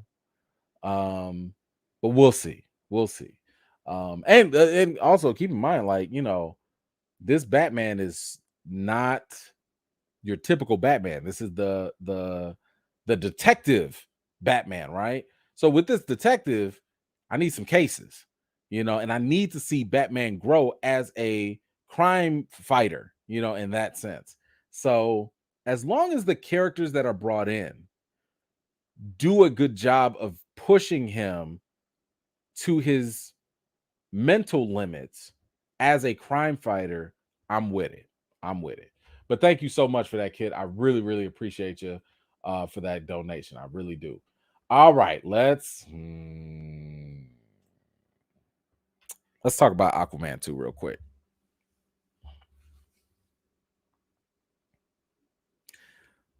A couple weeks ago, I told y'all about we talked about how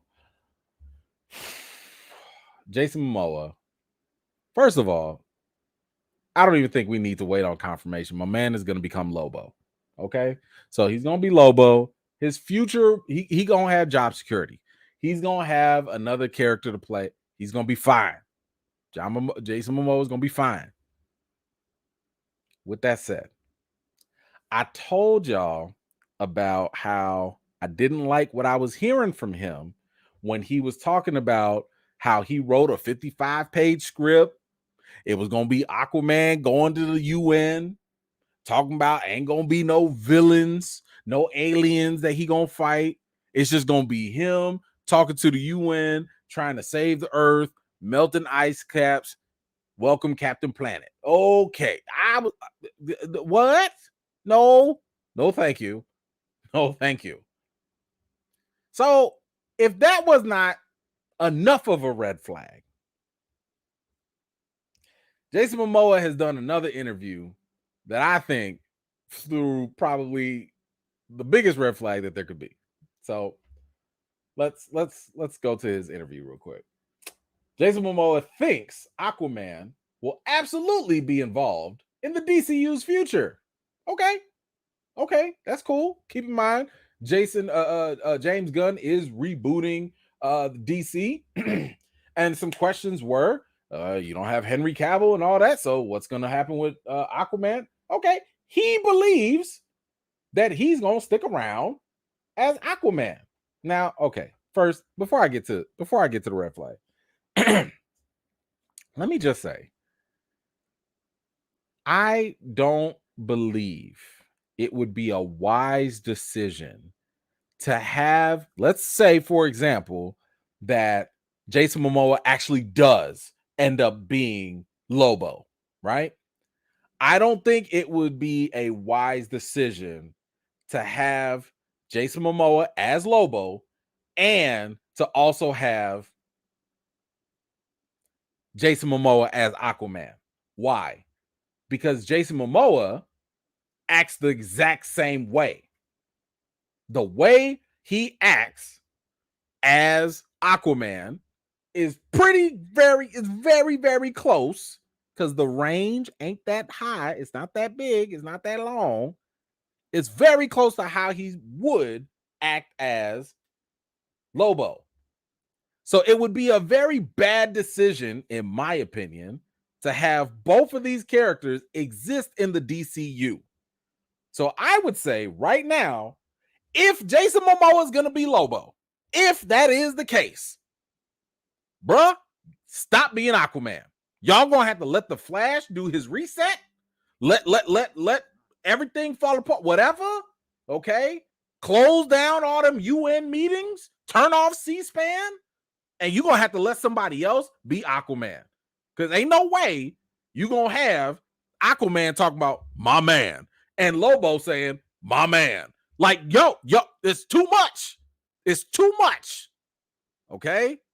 And I'm sorry, but Momoa, the way he's portrayed these characters so far, he does not have the versatility to give us two different radical characters. So I'm just saying that right now. We don't need both. With that said, Momoa goes on to say this. Peter Safran's my producer on Aquaman Lost Kingdom and is a dear friend. I absolutely think Aquaman will be involved in the DCU. It's on, bro. There's no one bigger than Aquaman. But also, I hope people are excited to see the new one. It's fun. I really enjoy doing comedy. There's some really funny stuff with Patrick Wilson. I really adore him. And we had a great time working together. It's like we're brothers. There's a lot of cool stuff happening in this one. Sir.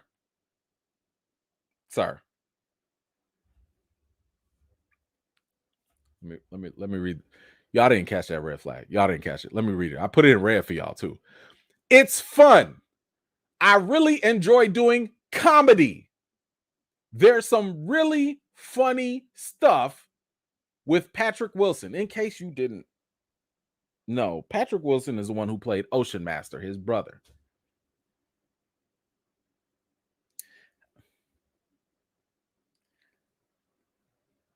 Why is this a red flag? Have y'all seen Thor Love and Thunder? Have y'all seen Ant-Man 3? How has it been working out in the comic genre so far?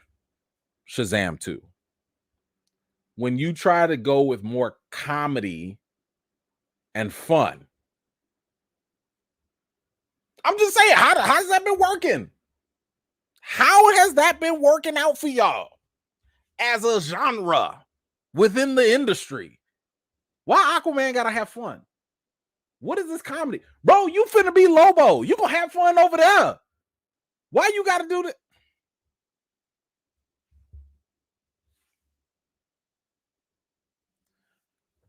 Have y'all ever had fun with C-SPAN? Have y'all ever turned on C-SPAN to watch a UN meeting and have fun? How is this not a red flag? And I like Jason Momoa. Let me be very, very clear. I like him. I think he's a cool guy. Man, I go out and have a drink with this dude. But bro, this ain't your lane. It's not your lane. and it's not the genre for that. Now, don't get me wrong. If he was talking about Lobo, great. I'm with you. If you're talking about Lobo, man, we're going to have fun. We can do some comedy. That's cool. Because it's almost just like talking about Deadpool. You're going to have fun. It's going to be comedy. That's Deadpool. You're going to have fun. You're going to have comedy. That's Lobo. Do you know what happened with Aquaman? Do y'all know why Jason Momoa had to be cast as Aquaman? Because for a long time, Aquaman had been getting made fun of in these aqua streets, okay? All underwater. People was riding this man because he was playing with fish, because he was riding them dolphins. Those people was roasting him. Okay, they was making sushi out of Aquaman until Zack Snyder had to cast big old Mr. Machismo, Mr. I got the muscles. Who gonna make fun of Jason Momoa? I mean, my man, you ain't gonna make fun of him. He a man's man. He eat a steak for breakfast. Like, okay, I get it. But bruh, don't you want your movie to succeed? Like, you ain't got no villain. You bringing in some politics? He's bringing in woke politics. Woke. Aquaman finna get woke. Oh God. How are they? Y'all don't see all these red flags? You got the wokeisms, whatever that means. I don't know what it means no more. You got the boringness of talking to the UN. You ain't got no villain. Then you got the audacity to try to make it fun, a comedy. None of this makes sense. None of it. It's like saying I want to have a chicken noodle soup with some peanut butter on the side and a side of ice cream. What are you doing? What is happening in this movie? Y'all remember back in elementary school when you'd be bored with your lunch and you just start mixing stuff together? You just like, yeah, I'm going to just put some milk and these mashed potatoes. Then I'm going to stir in some ketchup. Then I'm going to take these little peaches. I'm going to just throw it in there. And I'm going to just stir it up. I'm not going to eat it, but I'm going to just stir it up because I'm bored. That's what Aquaman sounds like right now. It sounds like a whole lot of mess. And I have no idea what's happening. Why? Okay. Am I still going to give it a fair shot? Absolutely. But dang it, if I told you that these were not some red flags based off of what we've seen in the comic book genre, I'd be lying. I can't do this with you right now. I cannot.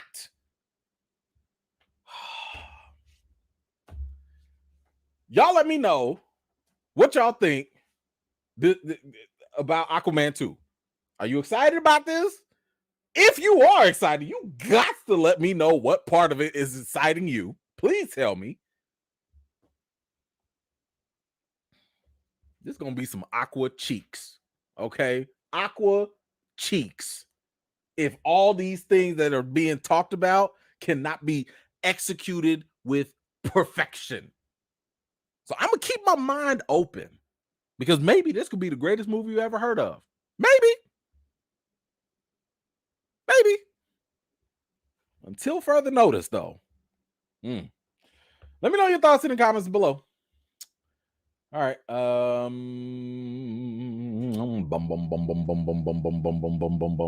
Let me see. Hold on. Let me grab some comments.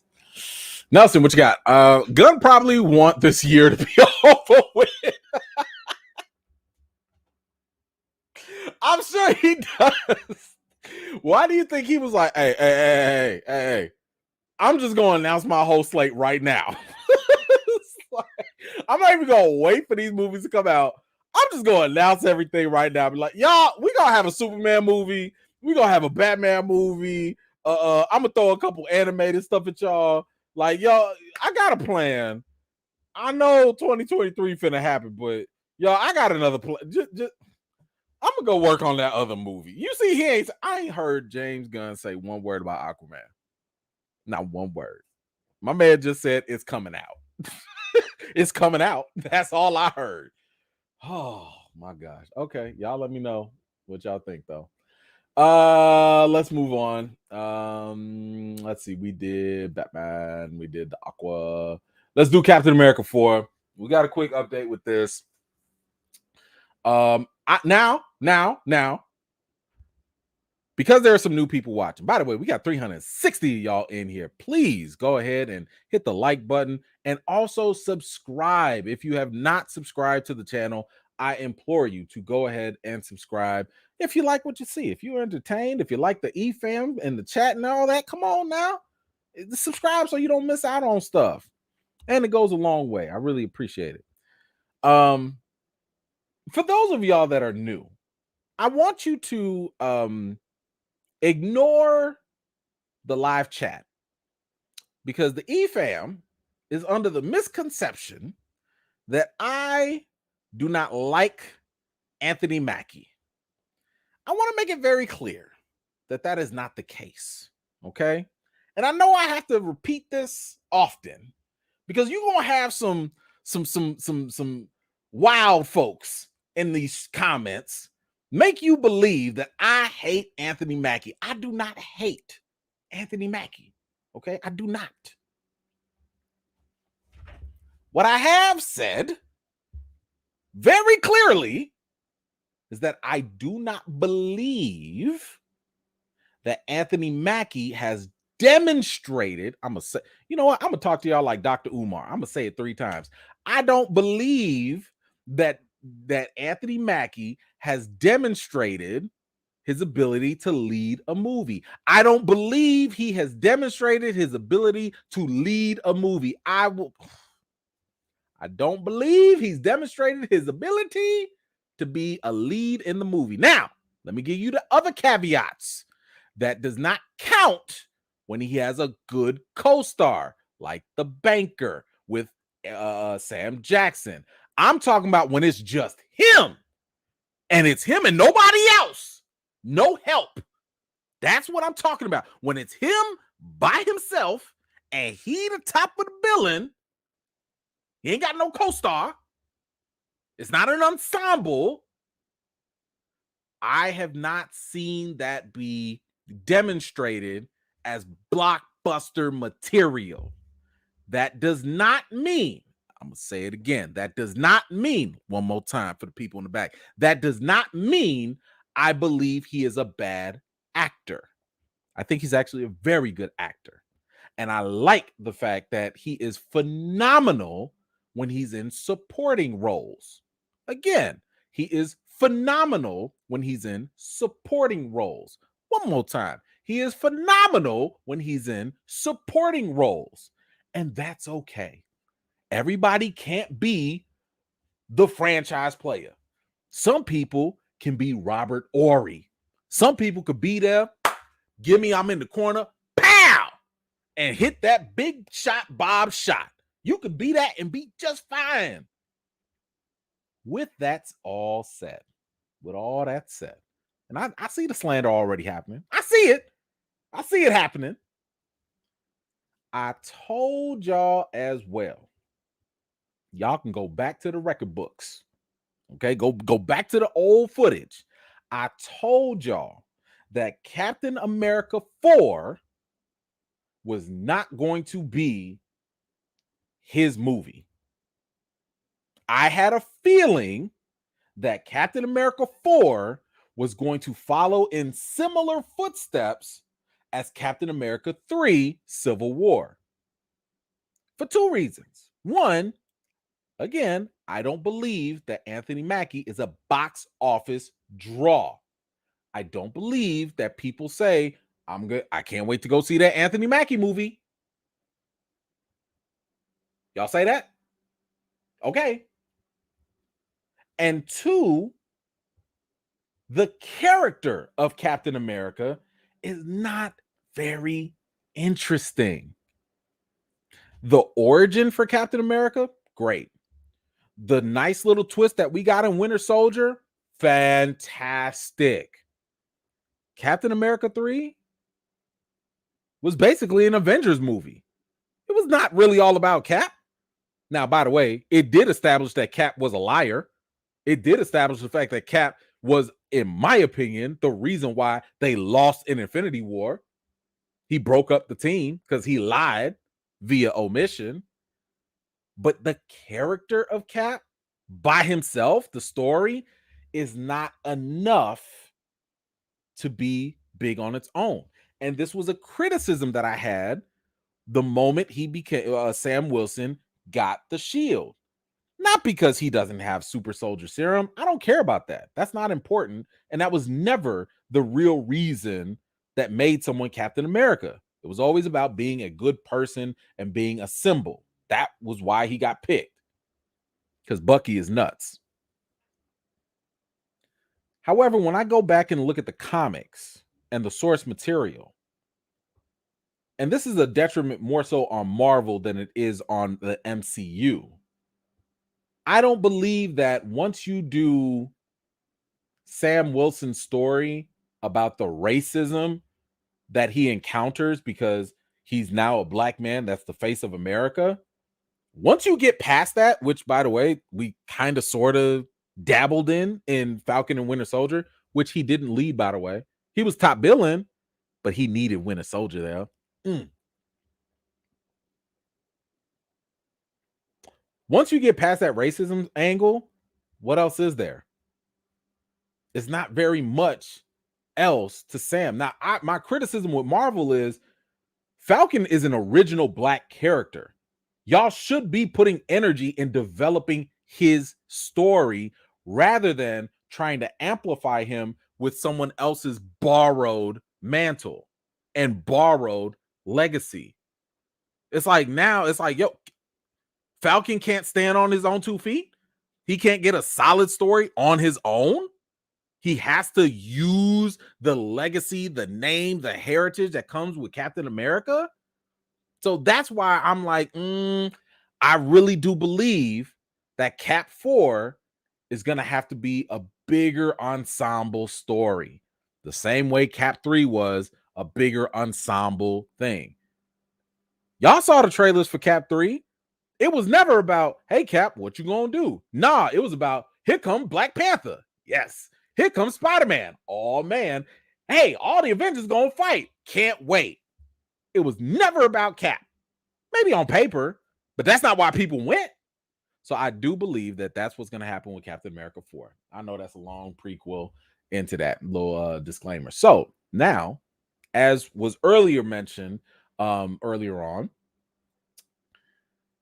Liv Tyler is going to be returning to the Marvels for Captain America 4.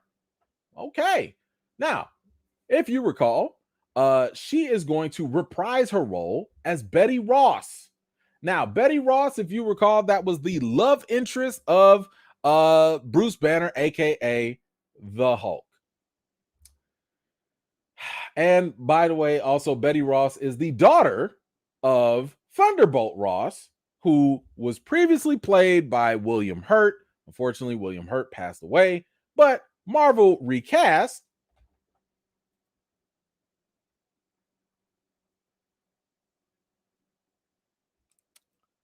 with Harrison Ford. And with that recasting of Harrison Ford, there is the leading speculation that this Thunderbolt Ross is going to turn into the Red Hulk.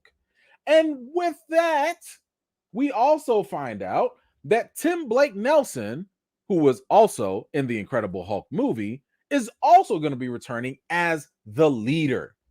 So now, a lot of people are wondering, wait a minute. This is starting to feel like the Incredible Hulk Part 2.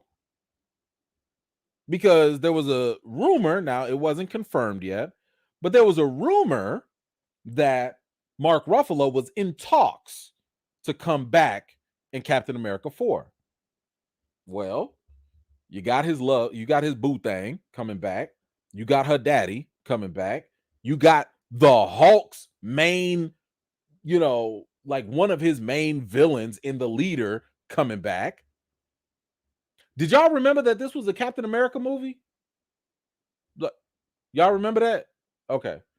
Because right now we got 3 characters coming back from a very, very specific movie, but there's a Captain America movie. Okay. Anyway. I don't know.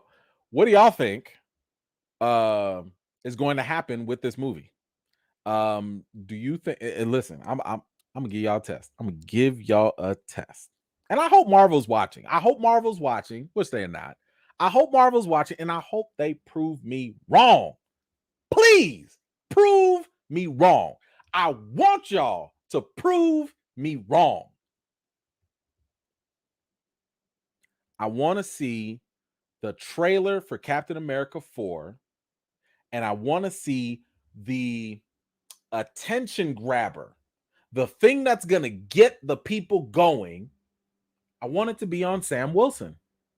I want y'all to bring me in to your movie because you're going to show me something so compelling, so dope, so great that's going to elevate Sam Wilson and Anthony Mackie, because I don't have a problem against them. I'm just saying, elevate them both. Show me that in the trailer. Because if your trailer comes out and all I see is a bunch of Hulks running around and all I see is Captain America just flying here and there with his lemon pepper wings, I already know that this movie is not going to be about him. And you really are just using him the same way Ant-Man and the Wasp Quantumania was not really about Scott Lang. It sure enough wasn't about the Wasp. It was all about setting up Kang and other stuff. So I'm hoping, let me say this again, I'm hoping this movie is about Sam. I'm hoping this movie does elevate Sam, Anthony Mackie in this lead role. I hope he stands above and beyond everybody else. And I hope it elevates him. I hope that, because that could happen. A lot of time, and Anthony Mackie has said this himself, it is definitely possible because there's no more movie stars anymore. It's the characters and the story and the franchise that people get connected to. We already saw this fail with The Rock. Didn't matter that The Rock was Black Adam. People didn't connect with the character and the story and all of that. But you look at someone like, Chris Pratt. Nobody knew who or what Chris Pratt was doing. Nobody knew nothing about Guardians of the Galaxy. But look, when that movie did well, when the character did well, before he messed up in Infinity War, then it was like, yo, Chris Pratt was getting roles all day. So I am hoping and rooting for Anthony Mackie, and I'm rooting for Sam Wilson to be elevated in this movie and not be overshadowed with all these other Hulk characters that are clearly showing up everywhere. That's my hope. Is that clear? Is that okay? Like, are we good? I'm talking to the E fam now. Are we good? Like, did I make myself clear? I'm rooting for Anthony Mackie and Sam Wilson, but I'm not gonna be surprised if Cap 4 ain't about Cap. All right. Y'all got a lot. Y'all got a lot of comments. Let me know what y'all think in the comments about Cap 4.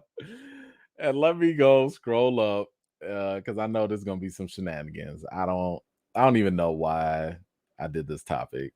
I shouldn't have done it. I shouldn't have done it. This was a mistake. This was definitely a mistake. All right, let's go. Kit, what you got? Gunn said that the Flash is good, dropped his mic and walked away. No Shazam, no Aquaman. He said it's above me now. He so did too. Gunn went out his way and was like, hey, The Flash is the greatest movie I ever seen. Ezra Miller, who? What happened? I don't know. I don't care. The Flash is the greatest movie ever. Oh, Blue Beetle, maybe. I don't know. Yeah. Aquaman, what? Huh? Oh, I gotta go. I gotta go write Superman and direct it. Okay, I gotta go. That is hilarious. Thank you so much, kid. That is exactly what he did. Ooh, Aquaman started to feel like that. Nah, never mind. I don't even want to make that joke. No thanks. Ty coming through with the super sticker. Thank you so much, Ty. I appreciate you so much. Treble Clef, stop slandering the E-fam. I'm not. Look, listen. Y'all be coming for me. Y'all come for me. Y'all choose violence every day. It's always somebody that chooses violence and tries to act like I hate Anthony Mackie. I do not hate Anthony Mackie. I don't choose that violence. Y'all do. I be minding my own business. What happened? Who said that earlier? Talking about some Anthony Mackie should be Kang or something like that. But it's me. I love y'all though. I love y'all. Puma, what you got? Anthony Mackie is Kang. You know you drink. What did I say? I didn't even get. But it's me. It's me. It's me. You see, Puma. Oh my goodness. I just be minding my business. I just read y'all the news. Jesus, thank you so much for the comment. I don't know where it is. I'll try and find it, but thank you so much. I be trying to mind my business. I come here and I give y'all the news, but I'm the problem. Bakers, what you got? Great supporting actor, but standalone false light. That's all I've been saying. That's all I've been saying. And let me also make it clear. It's okay if y'all like his acting. It's okay if y'all like his movies. That's okay. It's fine. But both things can be true. You can like somebody who's not a box office draw. You can like someone who has not won Best Actor awards or nominations. Supporting, he has, but not Best Actor, Best Lead. And that's okay. It's not a detriment to that character. Y'all know, like, I always like the NBA. I love Jamal Crawford. He is like one of the best all-time, and Manu Ginobili. They're like the best all-time six-man ever. Nobody's going to take that away from them. And they're fantastic in what they do. Big Shot Bob, Ori. All this man do is hit the shot when he needs to. Fantastic. That's okay. But some folks are going to get mad and be like, well, he should be like Kobe. No, he's not. Big Shot Bob is not Kobe. That's not the same. And again, that's okay. Thank you, Bakers. Appreciate you. Mike, what you got? First of all, don't be juicing the E-fam to the strangers. None of us got any sense. I'm sorry. That was funny. After Dark proved that this is very true. That's why we can't have After Darks no more. This is exact. Y'all be too wild. We cannot do After Darks no more. And for y'all new people, he don't like Anthony Mackie at all. Just stick around. You'll see. You see? This is why I can't bring company around y'all. This is why I cannot bring new company, because y'all act up in front of company like this. Oh, thank you, Mike. I appreciate you. Oh my God, y'all have me cracking up. Ms. McKeever, somebody called him in. Oh, a bird, and I still ain't recovered. Who called him? Who said that? I gotta read the chat later. I'm sorry. I'll read the chat later on because y'all wilding out. I should have never done this topic. I'm so sorry. I am so sorry. I apologize to all the new folks that don't know better. They haven't been warmed up yet. Gosh, thank you though. I appreciate you. Angel, what you got? Hey, Mr. and Mrs. E-Man and E-Fam. Been a while since I caught a live. Been working. How is everyone? Give me that shirt in my D-boy voice. Thank you so much. I'm gonna have to make it. I made this as a one-off, but I'll see if I can make it and I'll post it for you guys. But thank you so much, Angel. I appreciate you, and I'm glad that you were able to get some work done. All right, let's see. Who else? Nelson, what's Captain America 4 maybe setting up World War Hulk? It could be. But if that is the case, my only issue is don't call it Captain America 4 then. Just call it New World Order, right? Because again, this is my problem that happened with Ant-Man 3. Ant-Man 3 did not really do very much in building up the character. In my opinion, there was no real character development. Scott was the same person he was before and the same person he was at the end of the movie. Now, you look at the first Ant-Man, oh my gosh, Scott was doing this and this and this, and now he's doing this and this. Like, he's changed. And the Wasp got no development. So I'm like, y'all should have just called Ant-Man 3 Quantumania. Stop acting as though you have to call it these characters and just put characters in it. Because clearly Quantumania was a taste for Kang, Avengers Kang Dynasty. It was obviously an intro and a setup for that. But it definitely had nothing to really do with Ant-Man. It had more to do with the quantum realm and Kang. So if Captain America is potentially going to set up World War Hulk, if it is, we don't know if it will. Don't even call it Captain America. Just call it New World Order. So that'd be my take on that, if that is true. Dr. J, what you got? Hey, now Liv Taylor awoken some things in me with that Hulk movie. Listen, hey, she was great. Loved it. That was actually, well, it's not a lot of Hulk movies. We don't talk about that Ang Lee one. But I've said for a long time that that was hands down the best depiction of the Hulk that we've got, that we have not seen in a long time. Because I've said this too. Marvel has failed the Hulk. Marvel has failed. And now Marvel could redeem them. They could. But man, oh man, these past 10 years, they've been failing the Hulk bad. Thank you for that. Mike, what you got? Stop lying. But I've been dying through this whole segment. I don't know what I lied about. I ain't lied about nothing. I ain't say nothing. But nah, this segment is hilarious, and I'm gonna have to clip this whole thing for y'all. Deshaun, thank you so much. Look at that, E-Man. Looking at E-Man like, is this your friend? Is this your friend, Maggie? I didn't put it that way. I didn't put it that way. Not me. I didn't do this. Okay, I'm gonna move on because I don't want to dig myself no more holes. But thank you, Deshaun. I appreciate you. Captain, I'm sorry, Matthew, what you got? Captain American, lemon pepper wings, flats and drums, the wings we deserve to eat. Thank you for that, Matthew. I appreciate you very, very much. Oh God. Okay, Diddy, what you got? Does Falcon even have a main villain? Apparently it's fights, because Falcon in fights be defeating the mess out of him. He be struggling with fights all the time. And I'm just like, I mean, get some hands. You got the wings, you got the shield. You were in the military, like in the Air Force. Something. I don't know. His main villain is hands, apparently. Deborah, thank you so much. It's all love, E family forever. Of course it is. Of course it is. It's all love. Come on now. Family for life. Of course. Quiet One, new title, Captain America 4, New World Order, featuring Captain America. Damn. Ooh. Again, let's hold you. First of all, y'all see, I didn't make that comment. That wasn't me. Okay. It's not me. I'm not doing none of this. Okay. I told y'all the violent ones. I just call the news. That's it. Thank you for that, Quiet One. I appreciate you. Antoinette, thank you so much. Like that side eye when you were talking about Mackie E-Man. What side eye? What I do? But I agree and do like Mackie as a character actor. What side? What are these accusations? These allegations and accusations. I did no such thing. I mean, I have eyeballs and they move sometimes to the side. I don't know what the problem is.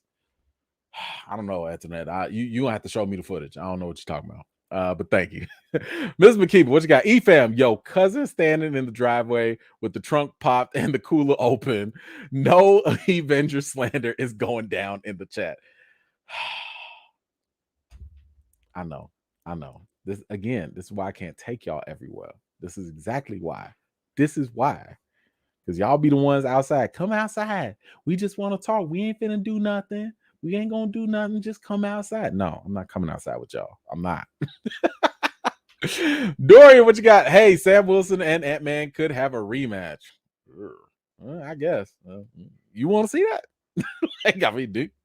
I guess. Sure. Okay. If that gets the people going. Let's go. Mambo, what you got? Doc Samson was with Betty. Hope he comes back. Yeah, that is true, wasn't he? And we'll have to wait and see. I mean, at this point, it's a Hulk party, so Bring everybody back. Where's Abomination? Abomination gonna show up too. Why not? Hey, all right, it's a party. All right, let's move on because y'all are nuts. Let's go on. Oh, we got some updates. Now, I had told y'all I'm not gonna go through the whole thing again with Victoria Alonso. This was the longtime vet, executive producer at Marvel Studios. She got fired. And I told y'all last week, and again, y'all can go check that video out, that last chat for the breakdown.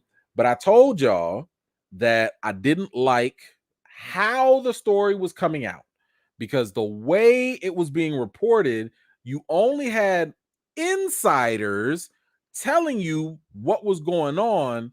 But what I didn't like was they were only telling the side of Marvel / Disney, more so Disney. And I was just kind of like, there's more to the story. There's got to be something else. Because for me, it just wasn't adding up to like, you breached this contract. Okay, maybe, possibly. I know working in the corporate world, a lot of times people do things, handshake deals, verbal agreements, a lot of things happen that are not on paper. Maybe that's what happened. I don't know. But like I said, I was like, yo, we got to wait for more information to come out because again, the way things were being told, they were like, man, she out here working on Argentina 1985, and that was like a bad thing because she breached her contract and worked for another studio, which they're not allowed to do. And then the other thing was that she there was allegations about how she was just a VFX artists were saying like, yo, she's a taskmaster, she's blacklisting people, not giving people work, da da da da. Now keep in mind, her main job is to make sure that after Kevin Feige, the directors, the writers, after they got their movie shot and done, she's got to go out and make sure it gets done and finished. She does the post production stuff. So she makes sure the editing is right. She makes sure all the VFX is clean and good to go. Now, phase 4, as we know, they suffered a lot with that VFX. A lot of that VFX was shaky. It was not good. But now it looks like we have more details, which is what I was talking about. We have more details about why she got fired because now her lawyer has stepped in and we have more details about what actually went down. Like I said, there's always more sides to these stories. And here's how it goes so far. Through attorney Patty Glazer, pushed back at this explanation for the firing, saying in a statement at the time, Victoria, a gay Latina who had the courage to criticize Disney, was silenced. Then she was terminated when she refused to do something she believed was reprehensible. Okay, now this is where I was saying, like, yo, what could possibly be reprehensible? That's not a word you just throw around. That sounds like something like, yo, Marvel wanted or Disney wanted Victoria to go kill somebody. Like it's got to be bad. If you gonna say reprehensible, and because you did not do this thing, that's why they fired you.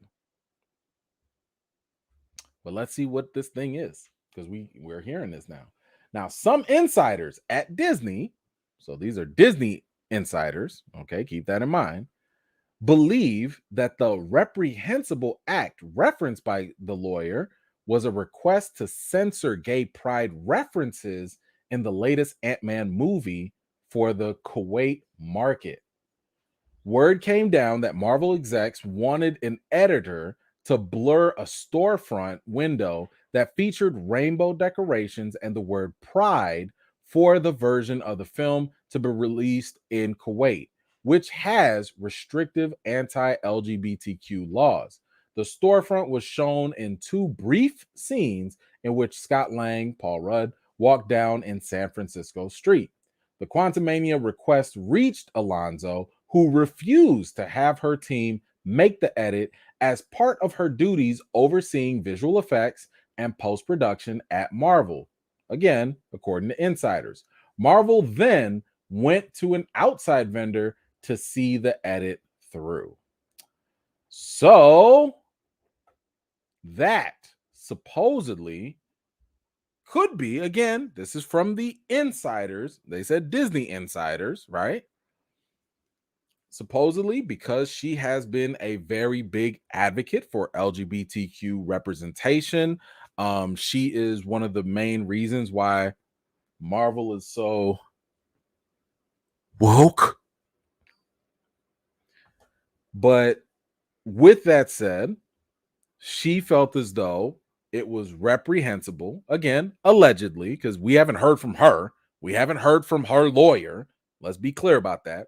She believes that, or according to this, because they didn't blur out the rainbow for Kuwait, that was problematic. Now, I'm just going to take a quick pause real quick, because if this is true, I'm happy for her, right? I'm happy that she would stand up and fight for that level of inclusion and that level of diversity. I'm happy that this was something that she wanted to fight for, because, unfortunately, when you go to other countries and you market certain things, sometimes you have to deal with certain laws. You know, you can't show or depict certain things, or else you won't get the movie played, and that hurts the bottom line. And you're talking about millions of dollars right there that you're missing out on. I just wished. I just really wished this same energy could have been applied for Black Panther. Because for those of you that don't know, Black Panther kind of went through a little bit of censorship. It didn't go very widely talked about, but in some of the marketing, in case you forgot, my brother Chadwick was shown, and that was on the promotional stuff. But when you went to Asia, y'all had to hide his face. Why? Because it's a Black man. And y'all didn't want to show Black people. Why? Because the Asian markets didn't receive very well to Black folks. I just wish that this was equally as reprehensible as blurring out a little old rainbow on a storefront that honestly I didn't even know whether it was in there or not. Just to be honest.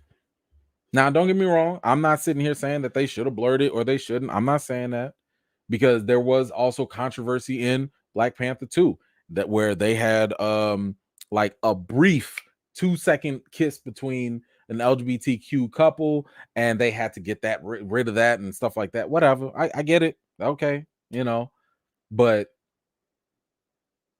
I just wish this would have applied elsewhere.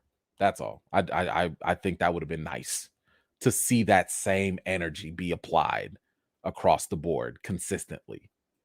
But I don't know. Nobody at Marvel or Disney decided to fight for that. So guess that's not important. Anywho, one thing that I've also mentioned about this, because we're about to get off this topic, was that I truly believe that whatever stuff that went down, we're not going to know. We're going to get these leaks put out there, but we're not going to know what actually went down.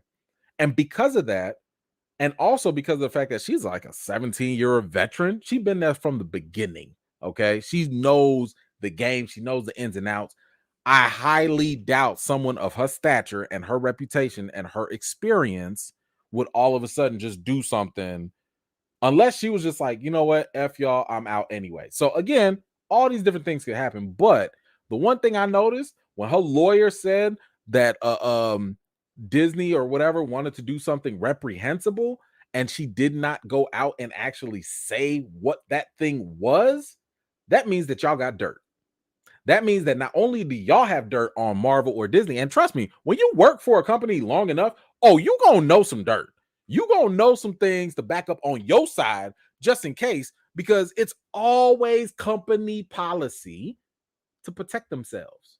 I told y'all before, HR ain't for y'all friends. HR is not there for you. HR is to protect the company from liability. So when they came to fire her, they brought in the bosses, they brought in HR, and they brought in the legal team, because they knew they needed to protect themselves. So sure, on paper, she probably did violate a contract. Guess what? Depending on what state you live, your job, if it's an at-will state, could fire you because you showed up late 1 time, 2 times, whatever. They could fire you for anything. There's always going to be one or two little things that is a viable, fireable offense. That's not uncommon. Now, whether they want to enforce it or not, that's a whole different question. So it's not surprising to me that this legal entity behind Disney is going to find just cause to get rid of her.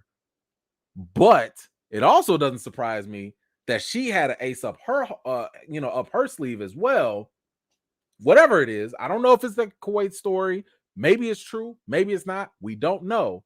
But my gut was always telling me they gonna have to settle. Just like, by the way, and I told y'all this too, just like with Scarlett Johansson, don't forget how Disney, Bob Chapek, came all up out there talking about ScarJo don't like the kids, puppies, kittens, and everything in between, even though she just wanted the money that she should have gotten, but they released Black Widow on streaming at the same time. So there was a little bit of a public slandering that happened, and it didn't surprise me that this also happened with Alonso. But again, just like with ScarJo, they had to settle. Nobody was found guilty or whatever. They got a payout, and they moved on. And right now, it seems as though that could be the case, because according to Puck News, who kind of does like inside information and stuff like that in Hollywood, Disney and Victoria Alonso are reportedly in settlement negotiations after the company fired her last week. And honestly, I think that is exactly where this whole story is going to end, and that is going to be it. Because we will never know the full truth until, I don't know, somebody does some tell-all book or whatever. But yeah, I think that's about it for that. So I'm actually kind of glad, because I didn't want to have to keep going into that story. But y'all let me know, what did you think about the Victoria Alonso situation, the case? Do you think that there's some other shady stuff going on? Do you think that Disney was right to fire her? Do you think that maybe they were bogus, and maybe do you believe the Kuwait situation? Let me know your thoughts in the comments down below. All right, House of Boom, what you got? So what you saying is Captain America New World Order is really a sneaky link for World War Hulk. Also, you want ranch or blue cheese with your vibranium lemon pepper wings? Ranch, first and foremost. I don't know if this is a setup for World War Hulk. All I know is that they have a lot of Hulk characters. I don't know why, but they do. So it is what it is. But thank you for that. Appreciate you so much. Sim, my goodness. Thank you so much. That is a wonderful contribution. Thank you for that. Just got in a bit ago to a fantasy. E-Man likes a Mackie conversation. Oh boy. We are all fighting strep, and I thought I was sick, delirious. This is the best I felt all day. Hilarious. Love y'all, E-Fam. Thank you so much. And wishing all of you guys get better very, very soon. I'm glad this chaos and this violence brought upon by the E-Fam is entertaining for all. Thank you so much. And like I said, get well soon. All right, let's move on. Ooh, y'all.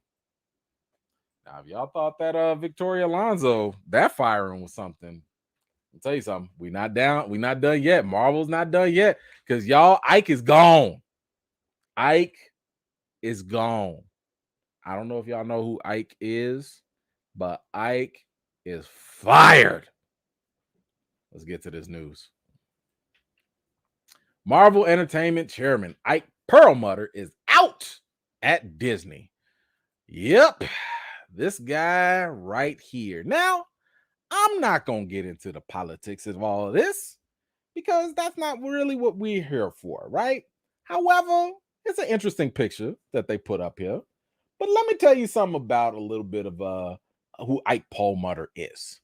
He is the guy who sold Marvel to Disney in 2009. And by the way, he sold it only for $4 billion to Disney. That is quite a come up. It took maybe 2 Avengers movies to make that money back. Whoo, talk about a come up. But he sold the comic book giant Marvel to Disney in 2009. And he was then made basically the head of Marvel Entertainment, which basically focused on consumer products. So a lot of the he did some of the television department, and he also did the merchandise and stuff like that. A little more than a decade later, he also helped orchestrate the sale again for Disney. That was the $4 billion. However, he rubbed other senior Disney execs the wrong way. This man had a whole feud with Kevin Feige. That's right. He had the feud with Kevin Feige in 2015. Matter of fact, he wanted to fire Kevin Feige in 2015. Let me explain what that means. This man wanted to get rid of Kevin Feige during phase 2 of the MCU. So this is when Winter Soldier dropped. This is when Guardians of the Galaxy dropped. And I think those are the only good movies within phase 2. And he wanted to fire Kevin Feige. After coming out with Iron Man, after coming out with the Avengers movie to make $1 billion, after coming out with Winter Soldier and Guardians, he wanted to fire Kevin Feige, meaning y'all would have never gotten phase 3. Y'all would have never gotten that Black Panther, because, by the way, he didn't like the idea of Black Panther and actively tried to block it. That's right. He tried to block Black Panther because he believed Black movies don't sell. Excuse me one second. Let me go ahead and put something up real quick. This guy believed that Black folks in movies, not a good mix. He also wanted to block Black Widow and Captain Marvel. You don't like Black folks. You didn't want women. I think if the definition suits, I think he was anti-woke. Is that how woke works? I know I'd be struggling with that. I don't think this guy was very woke. I don't know why. I have no idea why he thinks that way.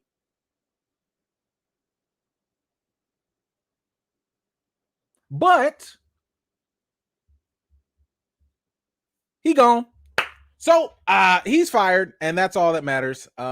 Clearly, this guy was out of the loop. And I don't even know why they hung on to him for that long. But to be honest with you, I thought they fired him a long time ago. What else? The other juicy thing he did. He also tried. This man tried to get. He tried to keep Iger out the bit. He tried to add one of his friends onto the board to keep Bob Chapek. Let me put that in perspective. The guy who wanted to fire Kevin Feige after the fire Winter Soldier and Guardians of the Galaxy and Iron Man and the Avengers, he wanted to fire them. He wanted to fire him after that. And he did not want Black Panther. He did not want Captain Marvel. He did not want Black Widow. No diversity. And he wanted to keep Bob Chapek, who, by the way, was solely responsible for phase 4. And what do I mean by responsible? Hey, we need more content for Disney Plus. Kevin Feige, do more. Kevin Feige, I'm going to put people on top of you that's going to overrule you and not give you the same leeway that Bob Iger used to give you, back in phase 3 when you was on all cylinders. This guy was a series of bad decisions. I mean, thanks for saving Marvel by selling it to Disney for only $4 billion. I mean, maybe that's hindsight. $4 billion for all of Marvel. Disney was like, yeah, let me, I'll give you $4 billion for it if you want. What you think? You want $4 billion? Cool. They flipped that sucker in like a couple years. Keep in mind, Disney went and paid like what, 60, 70 billion for Fox? how much y'all think Marvel is worth now? Woo, this man is gone. And he tried to fire Kevin Feige. Man, listen, bye. 80-year-old self. He'll be all right. He got his little vacation fund and all that stuff. Ain't nobody worried about him. Bye. Go on to your little golf club. Go on to the Mar-a-Lago, wherever. I know that's probably where you're gonna go. Shoot. This man literally could have sabotaged the entire MCU. All of it. Talk about a bullet dodged. Yikes. Anyway, y'all let me know. How do you feel about Ike Perlmutter being gone? Let me know what you think in the comments down below. All right, let me scroll up, see what's who's here, what we got, and then we're gonna get to the last topic. Christopher, what you got? I don't call for people's jobs, but Kathleen Kennedy needs to be gone from Lucasfilm. You know, I'll say this about Kathleen Kennedy. She has an impeccable resume. Her resume goes very, very deep. She is extremely well respected in the industry. I mean, Steven Spielberg called her the greatest producer ever, blah, blah, blah. However, the track record with Star Wars is shaky. Now, the movies are a problem. The movies for Star Wars have made money, but they have not been great in quality. And I would argue a lot of the money that the Star Wars movies have made is because of legacy and name brand and not because they were that great, period. But those still, you know, she still gave y'all Star Wars Force Awakens, I think is like the 4th or 5th highest grossing movie of all time. Like, it's up there. That's on her resume too. All the trilogy is boo-boo, but she did that. And I will give her credit because she also is responsible for finding and for greenlighting the money team. Dave Filoni and Jon Favreau. They the ones that gave you Clone Wars, Bad Batch, Rebels, Mandalorian. The TV shows have been hitting. Even Andor, which, you know, depends on your taste. She has done a remarkable job when it comes to the TV shows. It's just the movies have not been hitting because they haven't existed ever since the last Star Wars movie. What was that, in 2018? I want to say. Y'all ain't had not one movie since, but yet we have announcements every other week. Hey, this person gonna direct, and they gonna direct, and they gonna write a movie, and they gonna write. I barely even want to share that news with y'all because I don't believe them. I don't believe none of them. They be sitting there talking about this person gonna get the movie, this person gonna get the movie, this person, Taika Waititi working on this, Feige working on that, Kathleen, you know, all these people, Patty Jenkins working on it. That was years ago, and not one person has actually come forward with anything. We haven't had a Star Wars movie in like 5 years, if not more. That's not a good look. And it's not like there's one coming out this year. And it's not like there's one coming out next year. So there is a rumor that 3 Star Wars films are going to be announced in April at Star Wars Celebration. So maybe this is going to be her last hurrah. But we'll see. So I wouldn't say she needs to be fired, but I'd say something drastically needs to change. Either you get your act together and go out with these 3 movies and they be like great, or yeah, it's time to step aside. Thank you for that, Chris. Let's see. Mumbo, what you got? I feel Scott faced his first real villain that had nothing to do with himself. He wasn't fighting crime at all, but stepped up. It was the biggest fight he ever had. Wasp was really Janet Van Dyne. I've never heard so many excuses for a movie that was not that great. And I'm not saying that about you. I've heard other people say the same thing. Like, well, it wasn't that Wasp. It was really that Wasp. That's not who was on the poster. I could pull up the poster, Jen. Janet's like over there in the background. It ain't her. It's Scott, big head. Then it's Wasp right there. Then it's Kang in the background. Nah, I ain't buying it. I'm not buying it. And last I checked, Kang was whooping that tail. If it was not for Wasp, Ant-Man would have been squashed. So I don't know what fight you was talking about. My man got beat up. Like it was not, didn't work in his favor. So yeah.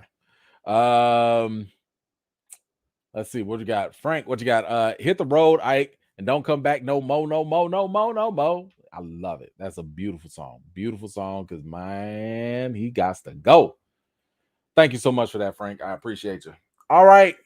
Now let's get down to the nitty-gritty and get the final topic in and out this way. Whoo! Have y'all heard about Jonathan Majors? Anybody heard about it? I don't know. Maybe y'all didn't hear about the news or whatnot. All right, so I'm gonna try not to go through every little thing, but I'm gonna, we're gonna take a little time with it as well because I do think it's an important topic to talk about for a number of different reasons. One, because potential domestic violence is a serious situation. There could be ramifications for the MCU, so that's why we're also talking about it, right? And we're going to talk about potential double standards as well. So, let me, before I go into like what happened, yeah, because I do want to get some of what happened in there. Let me just say that to this day, for me personally, I'm still not in the position to cast judgment on Jonathan Majors yet. And as we go through a lot of this, what I'm going to do is I'm going to go over some of the details of the situations. I'm going to talk about what we know, and I'm going to talk about what we don't know. And I know one thing I do know was that the moment I heard this news, I felt disappointed. And that level of disappointment was not because I believe he did it. It's not because I believe he was being railroaded or anything. I was just disappointed that this guy who we know nothing about, right? We don't know. Some of y'all didn't even know he had a daughter. Did y'all know he had an 8-9-year-old daughter? Right? This is a guy who, if anything, all we have known about him is really his work as an actor in Lovecraft Country and in the MCU, etc., and Creed and interviews. That's all we know about Jonathan Majors, right? He does not have social media.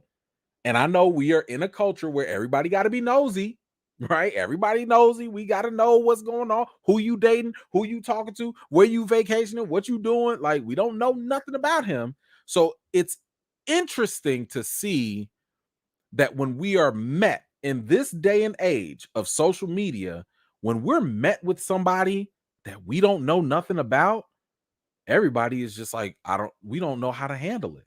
You either gonna rock one way or you're gonna rock another way, or you just, so because I saw people like jumping and being like, oh my gosh, he guilty. And then I saw other people like, nah, protect the black man, protect it. And I'm just like, yo, what happened to just waiting? Like I have never seen a flood, an influx of attention on anyone else like this before within minutes. I mean, the moment TMZ dropped that link on, what was it, Saturday or whatever, whoo, I saw the internet on fire. People was coming out the woodworks with every type of opinion, thought, everything. And I was sitting there, I was like, yo, like, we've seen celebrities go through cases, trials, arrests, all of that. And I just remember these things would take like days, weeks, months, and then of course you could still formulate your opinion as things rolled out. But I was like, I've never seen so many people jump on something within minutes and hours. It like look, people became experts All of a sudden, either you a domestic violence expert or you a black defense attorney just overnight. I was like, my goodness, people are quick with this. Now, I get it. Again, this is just the culture that we're in. I just thought that that was very interesting to observe. And at the same time, I was just like, again, I felt bad because I was like, man, this guy was like, he's like one of my favorite actors. I've said this on this channel. Jonathan Majors has, in my opinion, the same trajectory and the same momentum that Chadwick Boseman was about to have. The moment this man sat here, I mean, he had 2 #1 movies at the same time with Ant-Man and with Creed 3 back to back. That was something unheard of, you know? So I'm sitting here thinking like, my gosh, I just hate the fact that you in the news. Like, I don't know if you did it. I don't know if you didn't do it, but I just hate the fact that you in the news. And then let me also bring this up too, because we got 394 people in here right now. Shout out to y'all. I know I might lose some people with this, but I don't care. I'm going to speak from the heart. I also understand the other element of seeing a big, strong black man being arrested. That imagery in itself is also disheartening, mainly because of the history of this country. The moment people see a black man in chains, we have this presumption he did it. There's a lot of people that just believe when you read the sensationalized headlines, Jonathan Majors arrested. He must have done it. Maybe he didn't comply. Maybe this, maybe that. Like, it's just something ingrained, unfortunately, that people jump to this assumption. Let's not forget that there is not only a history of these portrayals, because they could have easily said Jonathan Majors allegedly, detained for something. They could have used some euphemism, but they said, nah, Jonathan Majors arrested. And that's it. Not like accused of abuse, not allegedly this and this, just boom, arrested. That's sensationalism. And then you see in his picture, like I literally saw somebody put up a picture. I think it was Newsweek or somebody, and they gonna put up a picture, which I think is, again, part of the problem with the media. You gonna show a picture of him from Creed where he's like throwing a punch and he's looking angry. And you're talking about Jonathan Majors, abusive, this, and this. How's that gonna look if he's proven completely guilty? Again, I don't know if he's guilty or not, but if he was guilty, how is that going to help? Because now you've already tainted public perception before we even got any real facts about him. And that's also part of what I don't like, is the fact that we are getting these quick sound bites or these quick headlines, and it's before we can even get to the legal court, the court of public opinion has made up its mind, and no matter what is shown, no matter what evidence comes up, you already got him as perfectly innocent or perfectly guilty. And that's where I'm like, yo, that's jacked up. It's jacked up that we've gotten to that point in this country, in this culture, because we have to juggle so many different things.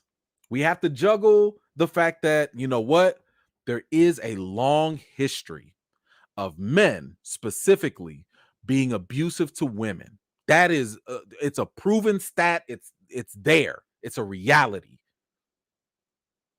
Then you also have another thing to juggle with black men specifically being accused of certain things that don't end up being the case. Perfect example right now would be Michael Irvin. You have that. I don't have another hand, so I'm going to use this right here. Then you have the other thing to juggle, which is you have the treatment of how certain black people are treated when a law or accusation is made compared to non-white people, Ezra Miller, and how they get treated. Now, let me explain that, because I know some of y'all want to talk about Ezra Miller.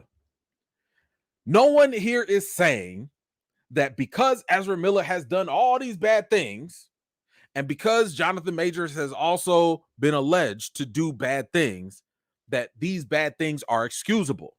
No one is saying that. What is being talked about, however, is the fact that we need to be honest about the level of grace that Ezra Miller clearly has been experiencing and been given, and that has not been extended to Black men. And I'm also thinking about Ryan Coogler. Y'all remember when Ryan Coogler, because of the law, had to be arrested while he was withdrawing money from his own account at the bank? And what was the headline? Ryan Coogler arrested. Some people didn't even need to see the details. I don't know why he'd be dumb enough to try and steal from the bank. What? This man was personally traumatized. You got his image out there. It's probably doing some damage to other, people's perception of him. And again, before any facts even come out with Jonathan, before anything is really known, people are quick to. I didn't hear not one person say, not one person online. Maybe some people have. I haven't heard nobody say maybe there's a mental health issue with Jonathan Majors. I've heard that with Ezra. I've heard other people throw that Ezra's way. I'm saying, how come nobody even wanted to rule that as a possibility? I'm not saying that that's an excuse for Jonathan Majors. I'm not saying that he has mental issues. I don't know. All I'm saying is I'm talking about the public opinion. We give certain grace to other celebrities and other people, but sometimes we don't extend it equally or consistently, especially when it comes to Black folks. All right. With all that said, sorry, that was a lot of warm up. Let's go through the facts and let's talk about what's been going on. So according to this, and this was the original TMZ report, but it got updated. Police were told that the alleged victim is Majors' girlfriend. And according to her, they got into an argument while in a taxi returning home from a bar in Brooklyn. Police say, the sources say police were told that the girlfriend saw another woman texting Majors and she confronted him, trying to sneak a peek at his phone. They were told that the alleged victim girlfriend claims that Majors got mad and that he allegedly grabbed her and allegedly slapped her. We're also told the alleged victim claims he put his hands around her neck during this. Now, I'm going to go through these facts and stuff because I think it's, again, important to make sure we get the facts straight, because we're going to get to more details a little bit later, and I want y'all to juggle those things when you hear the facts and not what you heard and not what you think other people said. Because I'm starting to notice that people are like, oh, I heard this, so this other thing got to be true. No. We're going to go through what's reported because that's all we have. So just one more time. It was, according to their sources, the woman, the girlfriend, told these things to the police that in the taxi, in this cab, all of these physical altercations and this conflict happened. That's what's being reported. Now, the next update was a judge released Jonathan Majors without bail at his Saturday night arraignment in Manhattan criminal court. Prosecutors charged the actor with a misdemeanor, assault, aggravated harassment, attempted assault, and harassment. Majors is due back in court in May. Now, that is also important information in terms of the charges that are placed on Jonathan. Actually, let's back it up. According to New York City law, because of this situation, this is a domestic violence situation, allegation, they have to make an arrest. That's what their Major's lawyer said. That's just part of the system. It doesn't matter if it happened or not. The police have to make an arrest. However, just because the police make an arrest does not mean that charges have to be filed. Now, the woman, the victim, the girlfriend, however you want to call it, they could press charges or they don't have to.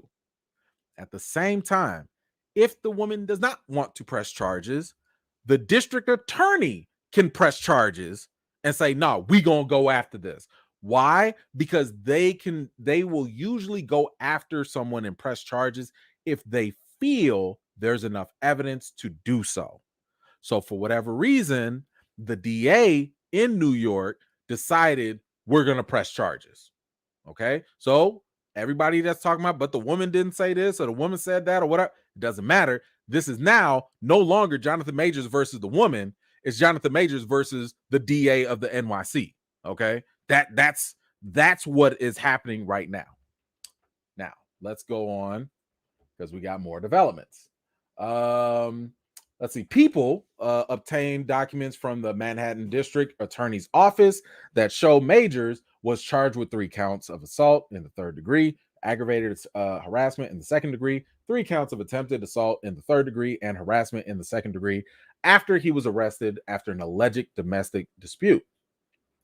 Criminal defense lawyer, Majors' lawyer, maintained in a statement shared on Sunday with People that the actor is completely innocent and is probably the victim of an altercation with a woman he knows. Okay, that's according to his lawyer.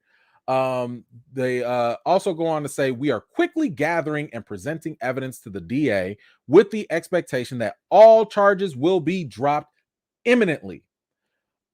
This evidence includes video footage from the vehicle where this episode took place, witness testimony from the driver and others who both saw and heard the episode, and most importantly, 2 written statements from the woman recanting these allegations.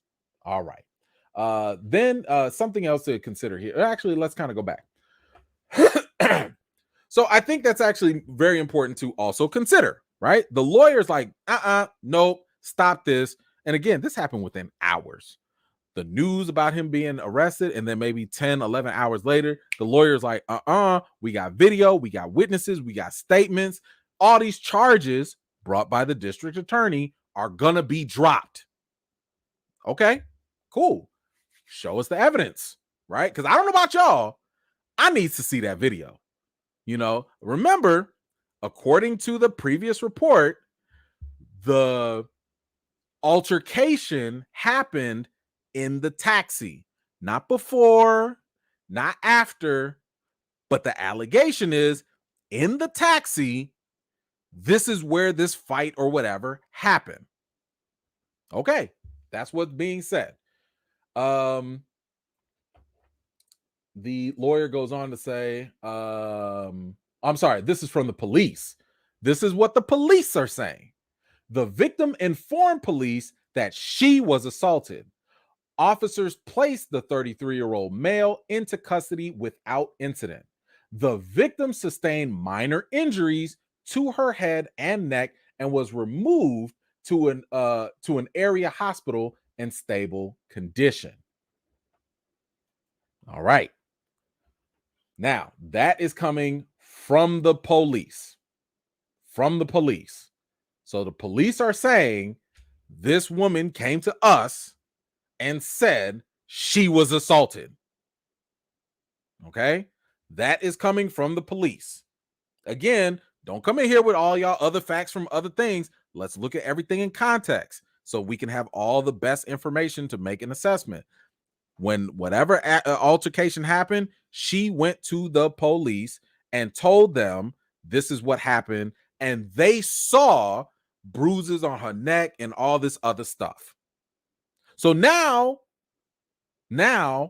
you have to weigh what's really going on here, because the question is, the assault supposedly took place inside the taxi or the cab, Uber, whatever. That's supposedly where all this happens. And the lawyer saying, well, we got video and witness testimony and all this stuff that none of that happened. Okay. But then you still have the woman going to the police, telling them this. And then they are looking and seeing, we see bruises. We see a reason that this wasn't no made up thing, according to them. This is why they had to go arrest. And the lawyer goes in and says, The NYPD is required to make an arrest in these situations, and this is the only reason Mr. Majors was arrested. Okay? So, again, something's not adding up, right? You have bruises, you have claims, then you also have video evidence supposedly and eyewitness testimony or people that hurt. There's a lot of stuff going on here. Some other piece to consider. Police officers initially responded to a 911 call that Majors made himself, purportedly over concerns about his girlfriend, whom he lives with in a penthouse in Chelsea neighborhood. So this is what the police told ABC.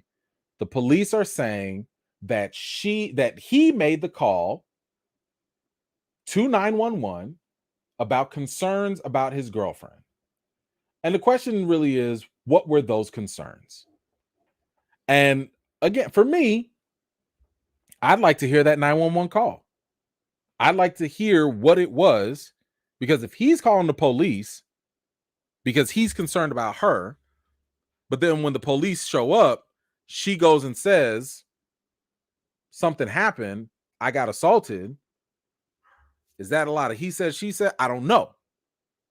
Was there a second call at all? I don't know.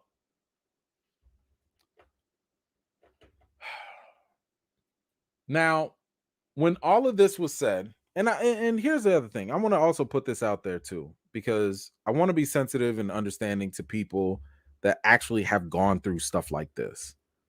The reason why I'm sharing a lot of this information is because there are people that have not gone through domestic violence situations. There are a lot of people, unfortunately, that do not understand the trends and the patterns and the things of how complicated these type of situations can be. So I wanted to go through all this because there are, again, a lot of people that just make assumptions without considering all the context. So again, if anybody is feeling sensitive, if this is bringing up triggering memory, I apologize, but I am going to go through the facts. So please take care of yourselves out there just in case. I'll leave it there. Something else to consider here. I told y'all when this news first came out, you also had a lot of people coming out the woodworks, just coming up with their own opinions, thoughts, etc., etc. This was your timeline was probably crazy on that day. But two things stood out as well. And it came from two directors who I guess used to work with Jonathan Majors. And they basically were piling on. So they did not have kind words to say. One of them even said that he was a sociopath abuser, according to these people.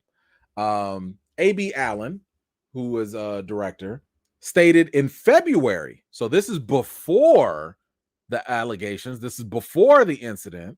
In February, Allen said that there's a particular actor relatively new on the scene who Twitter has violently fallen head over heels for, who in actuality is a vicious, cruel, abusive human being, both professionally and in his professional life. And every new viral thirst tweet about him drives me insane. And later on, they confirmed that it was Majors that they were talking about. Now, I should also mention that this same director later on in his Twitter, like a couple of days ago, also mentioned that the accusations of being abusive and all that did not include being physically abusive. So again, that's according to that same person on their tweets. They were like, oh, no, professionally and all this other stuff, like Jonathan Majors is cruel and he's mean and all this stuff, but they never talked about physically being in that manner.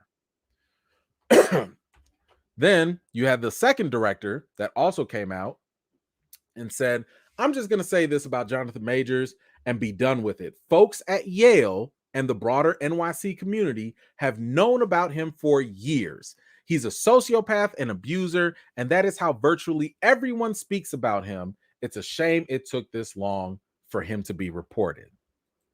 Now, with that said, let me also say that I have also heard from a friend of mine who had a friend who knew Jonathan Majors and didn't have the best experience with them.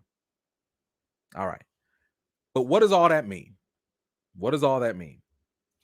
For me, I am someone who supports and adhere to the concept of I believe them, right? Like if someone says I've been abused, I've been, hurt or whatever, I believe them, right? But what does that mean? It can mean different things for different people. I'm gonna tell you what it means for me.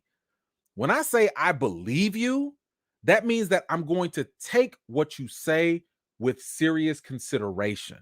It means I'm not going to just dismiss you and be like, you're full of it. Get out of here. That person would never do that. Shut up. I'm not going to do that. When I say I believe, if someone says I've been done wrong, whatever, I'll be like, I believe you, but I'm going to need more. And right now, the only thing we've got about these other allegations about Jonathan Majors and his character are second to third hand anecdotal stories. I heard from somebody else who heard from somebody else who dated him and this and this. And like, I'm not saying y'all lying, but it's not enough for me to just be like, oh, okay, now he's guilty. And let me also remind people, you can be a mean person, you could be a jerk, you could be an a-hole, but that's not illegal. So maybe y'all are telling the truth. Maybe he is not the best person in the world.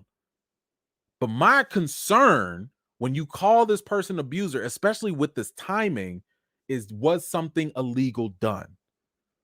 And I understand it's hard for people that have been abused to come forward. I get it. I understand that. But for me, I reserve judgment until y'all come forward. There's some charges. Give me something. I need something tangible. Like you gonna join a lawsuit, something to back those things up. Because right now it's just a lot of talk. And again, it's not illegal to be a jerk. And maybe he is. I don't know. I don't know. But with that said, you also have the army pulling out his ad campaign, or they're pausing it because they don't know what's going on. They're like, yeah, we don't want this. We don't want no trouble. We don't want any trouble.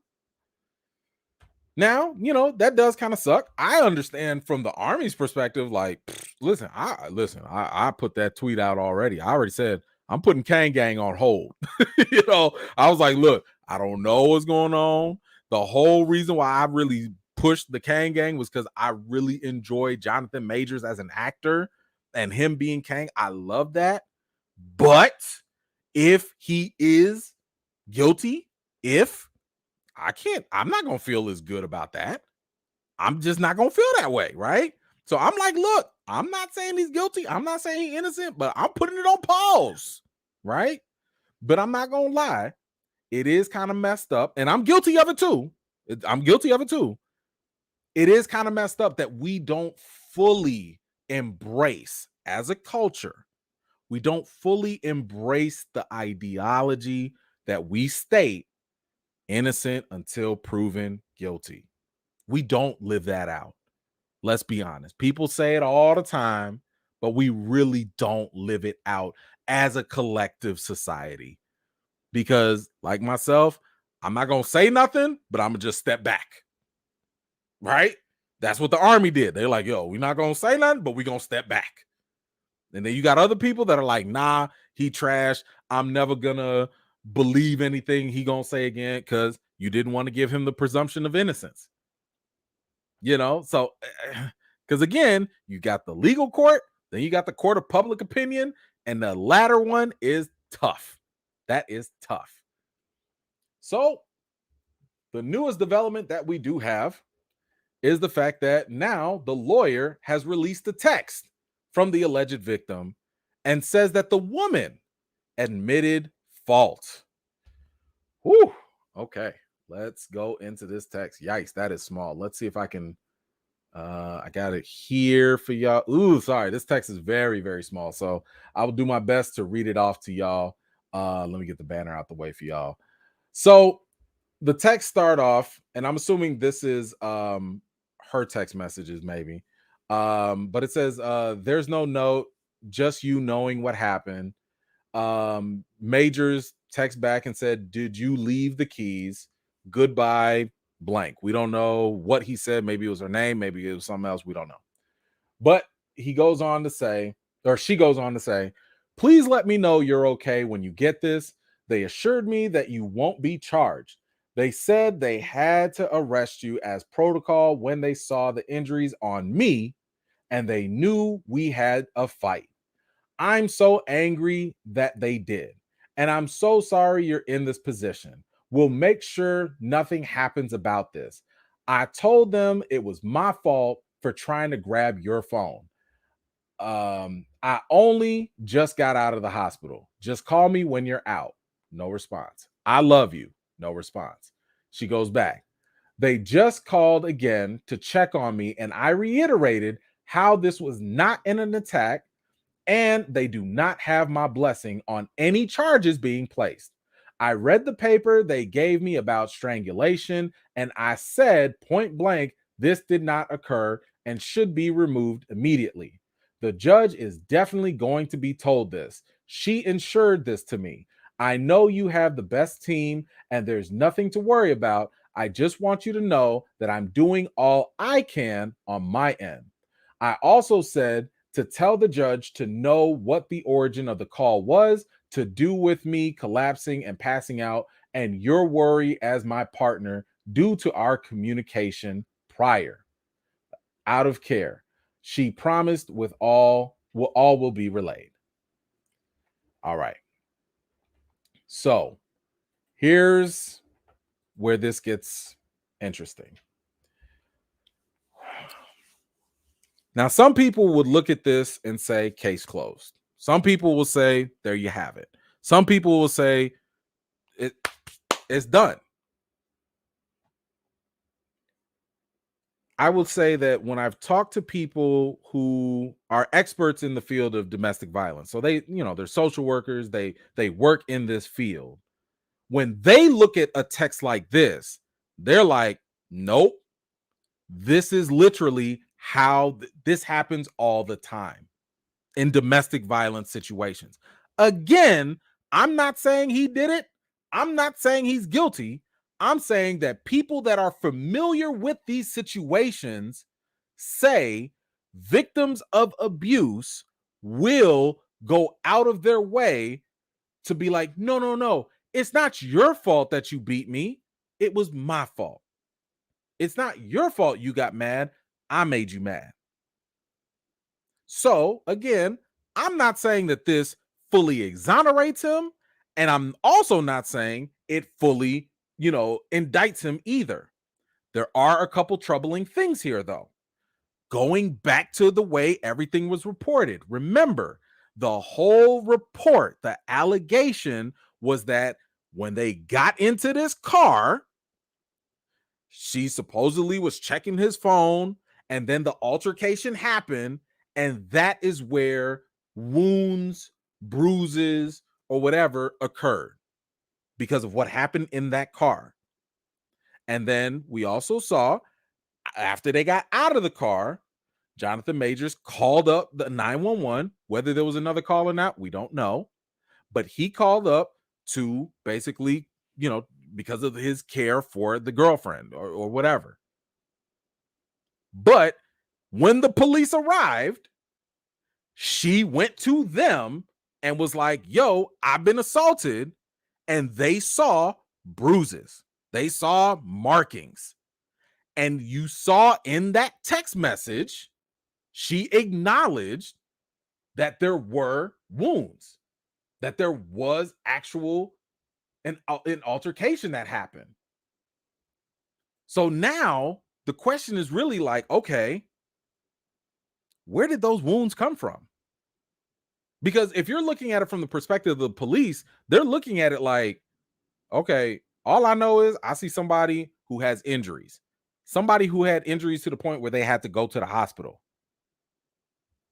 And we have an allegation from that person with injuries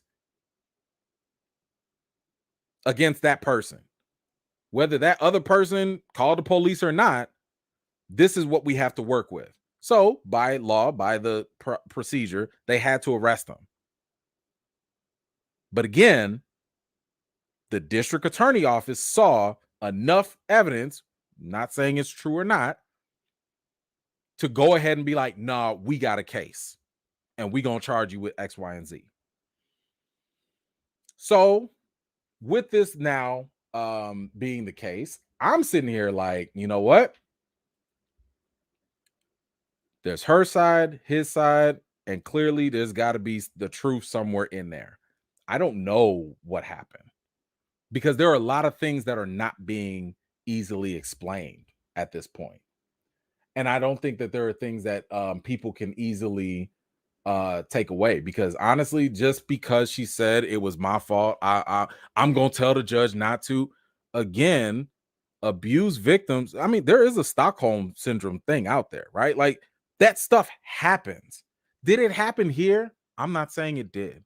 I'm just saying we can't use this as a way to fully exonerate or to fully indict. It's not enough.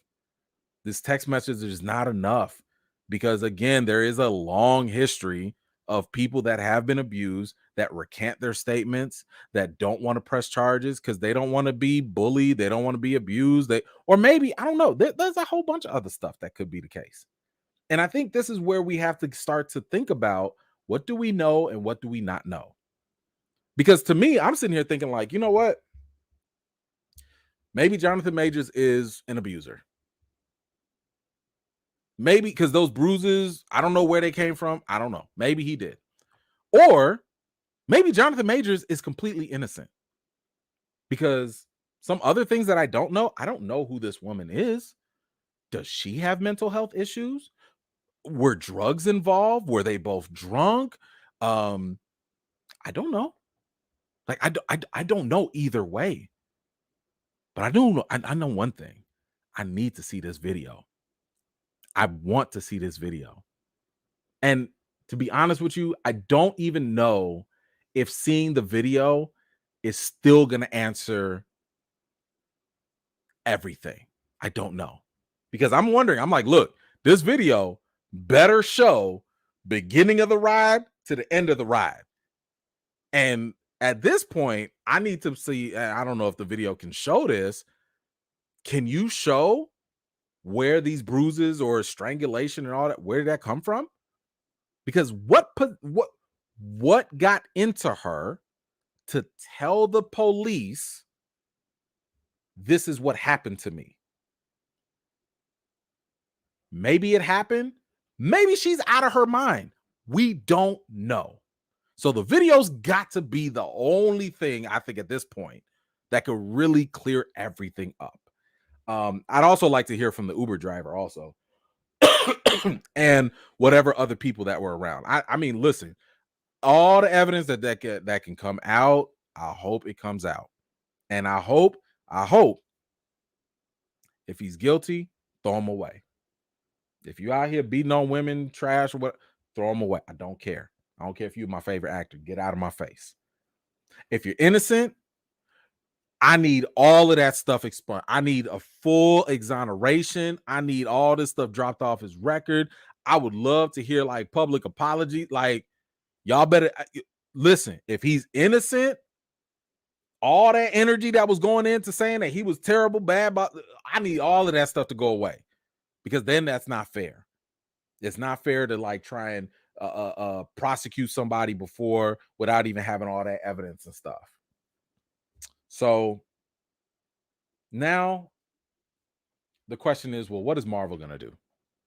Right? What can Marvel do? Should they recast? Should they not recast? What happens? Now, I've already said that I don't believe that they should do anything right now, because if we don't know definitively what happened, how would they know what definitively happened? Unless they saw the video, unless they have evidence, I don't know. But to me, I'm like, don't y'all dare go recast him yet. Don't y'all dare go fire him yet. Again, this kind of goes back to what we was talking about with Ezra Miller. We seen how WB just sat there and they were quiet. They was like, no, not. The funny thing is, we actually have video of Ezra Miller. We actually have arrests. We have an admission of guilt by Ezra Miller for larceny or being a thief or whatever. We have restraining orders. We have witnesses, testimony. We have a lot against Ezra Miller, and Ezra still hasn't been fired. So there's 10 times more evidence. There's 10 times more allegations. There's far more. The grooming of children. I'm sorry. I'm not trying to play a competition. For me, that's a lot worse. And potentially abusing children or whatever the allegation is. You have all of that going on, and Ezra has not been recast, at least not yet. And Ezra's also been given the grace of, they got mental health issues. Okay. So I don't believe Marvel should, or even Disney, because sometimes Disney will overstep and overrule Marvel. I don't believe that they should do that unless, again, Majors is found completely guilty. Like, if this video comes out, and if this video is like Ray Rice, if you've seen that Ray Rice, oh my God. If you follow the Ray Rice situation, we all heard, oh man, Ray Rice beat on his wife and da-da-da, and it was bad. Okay, suspend him. Okay, Ray Rice, bad guy. You need to get punished, whatever. Then we saw that video, and we was like, oh no, you gutter trash. Oh, you a terrible human being. What? So one way or another, this video for Jonathan Majors has to be the complete opposite of what happened with Ray Rice to prove him innocent. I think it has to be. But we'll see. This is what his lawyer says. His lawyer says completely innocent, you know. But now the question is, what is Marvel going to do? So apparently, you know, they're discussing options according to an industry insider. And they have said that I've heard that Marvel hasn't made any decisions regarding Jonathan Majors, but they've met or spoken with his agent to discuss potential options going forward. All right. At least they're talking. And I'm glad that they are at least having a conversation and not jumping to conclusions. Marvel's not going out there saying like, oh, Jonathan Majors didn't do nothing, leave him alone. But they're also not saying like, well, you fired. Wait, be patient.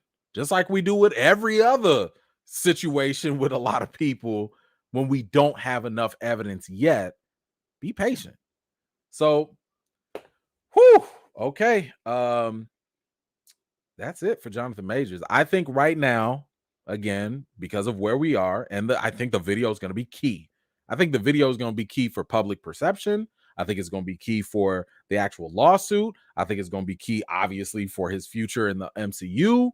And I also think that at the end of the day, like, if Marvel needs to recast, they can. Like, it's not going to be hard. You know, as great as Jonathan Majors is, as an actor, you know, they've already created the precedent that variants don't have to look alike. And we saw a whole council of Kang's variants.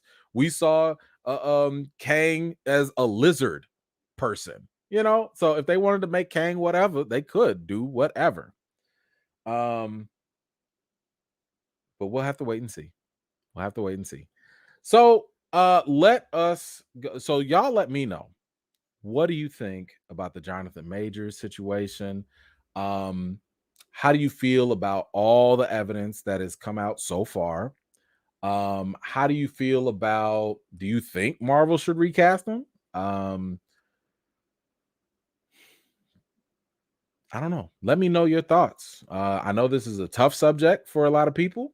I know that, you know, domestic violence is a very serious allegation and situation. As I've told you, there's also a long history of Black men specifically being, targeted.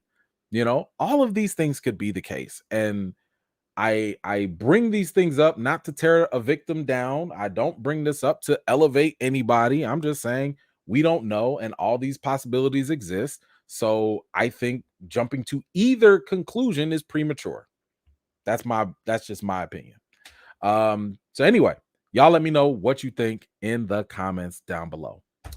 All right, let's go back all the way. And grab some comments. I know there was a lot, so let me grab them. Dang, I went over 3 hours. I'm so sorry. I didn't know we was here that long. Sorry about that, guys. Hold on. Did I get okay? All right, I'm caught up. Let me grab these comments, and then I'm gonna have to come back on the replay to read a lot of y'all commentary and get there. Okay, Mambo, what you got? The real mystery is, how does she get those scars? Yeah, I mean, that is the real question, right? I mean, look, for all we know, they could be into some kinky stuff. Like if the scars and bruises were there before they got in the taxi, I mean, I don't know.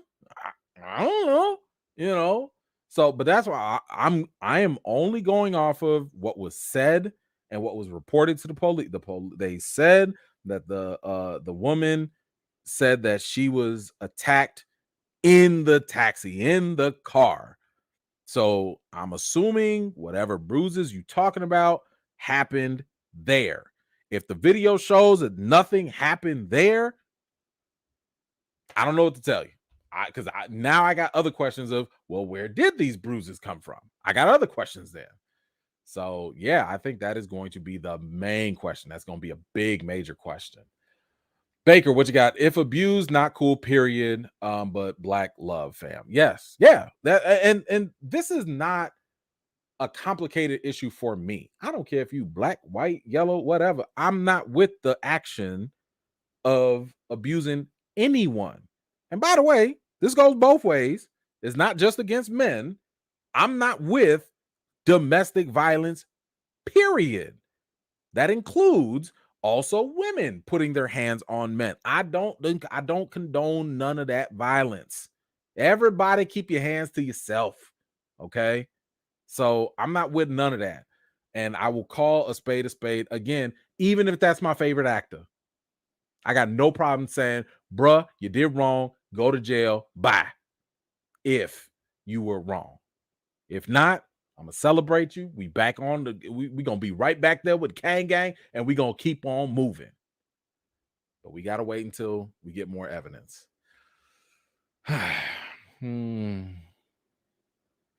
Zia, what you got? To people who have been domestic violence victims or have domestic violence competency, these texts don't give what his lawyer thinks they give. And that's kind of why I wanted to go through them, because again, if you don't go through this stuff, if you don't know people who have gone through this, it's almost like, like some people don't really know how bad alcoholics are until you've been with an alcoholic. Sometimes you don't really know. You might think like, that person just wants an extra drink or two at the bar. It's not that bad. No. You don't really understand that it's a sickness until you're like experienced with that. Until you hear the stories in AA meetings of what people have done because of alcohol. Like, it's the same thing with domestic violence. Until you really know victims, until you've been dealing with these situations, some of the things that seem cut and dry might not be. It's very complicated. It's very complicated. There were things that surprised me, because again, when I'm talking to me, my friends that are social workers or people that have been abused, I'll be sitting here like, yo, I didn't know it was like that. I didn't know people would, do certain things. I didn't know, victims would recant their statement. But then when you think about it, there's a lot of mental damage that happens where they're like, oh my gosh, like I don't want to get beat. I don't want to get, like it's really jacked up. It's really jacked up. So, I just ask that if you don't know or if you're not familiar with it, just don't jump to conclusions. That's all I would say. Don't assume, don't jump to conclusions. Just be like, you know what? Maybe there's a possibility that there is something deeper going on. That's all I would say. Thank you for that, Zia. I appreciate you. Bianca, what you got? I need to see the taxi video and listen to the police call that Jonathan made. Point blank, period. I honestly don't care what those directors said. I'll take it under advisement, but their word is not law or fact. And I'm with you on that too. You know, like for me, when I hear the other directors and everybody talking, I'm like, okay, like I hear you. So guess what? When another, let's say, for example, another person comes forward, I'm gonna be like, okay. Or if one of those people that you say comes forward, I'll be like, oh, okay. But anecdotal evidence, I got a cousin and a third friend who knew somebody down the street who saw someone that there's only so much we can do with that. And I'm right there with you as well. I need the video. And I'd love to hear the call. I'd like to hear if there was another call. I'd like to see the actual police report. I want to see, because now I got more questions. If he calls this way, but then she says this happened, but then the bruises didn't happen, and this happened, and the video showed this, and that, something ain't gonna add up. So I need to see. But I'm with you on that. Thank you so much for that contribution. That was so generous of you. Kimberly, what'd you say? E-Man, you met him sort of. Did you get a sense or read on him? Sociopaths have an aura. I'm just curious. So I'll just say this from my brief interaction with him. And, sometimes you could read the room, right? Sometimes you could read people and stuff. I didn't get that sense at all. Like when I met him for a couple of minutes, I saw him making an effort to talk to as many people as possible, taking pictures with as many people as possible. Now, I'm not going to name no names, but I have come across some celebrities who are just nasty. Like, it was just like, okay, like, you don't want to be here. You're annoyed by everybody. Maybe they were having a bad day. I don't know. But like some of them, I'm like, I can read I can feel your vibe right now ain't really, friendly. I'll stay over here, But I didn't personally get that sense from him. But if he's crazy, that don't mean nothing. R. Kelly was a really nice guy. You know what I'm saying? So like, I don't know, and again, I'm not comparing him to R. Kelly directly. I'm just saying sometimes you can't read people all the time. Is 5 minutes going to be enough? I doubt it. So I could just say that from what I saw and how I saw him interacting with other people, I didn't get that vibe. But again, I didn't date him. Like I would be more curious to ask people that have dated him in the past. I think that would be a better way to really gauge, like if we can get that information, that'd be interesting. But no, I haven't, I didn't get that vibe in my very, very brief interaction with him. Rego, but thank you so much for that. Those directors seem like the type who overuse words like abuse. I doubt he's worse than a lot of difficult people in Hollywood. I'd assume he's gotten help since then, since the days when the behavior was alleged to have happened. That could be very well the case, right? Y'all already know I'm a very, very big advocate for getting help, getting counseling, therapy, etc. I think I heard him say he has a therapist in an interview, I think. But again, we can only take the allegations from these directors so far. Neither one of them so far have mentioned anything about physical abuse. And it is possible that, some people do use abuse in different ways. I'll give you a perfect example. Ray Fisher. Ray Fisher sat here. I remember when the Ray Fisher story came out and he was talking about Joss Whedon and all this stuff. He would literally say that Joss Whedon was abusive on the set of Justice League. And I'm sitting here like, abusive? Like, Did he throw the director's chair at somebody's head? Like, what's happening here?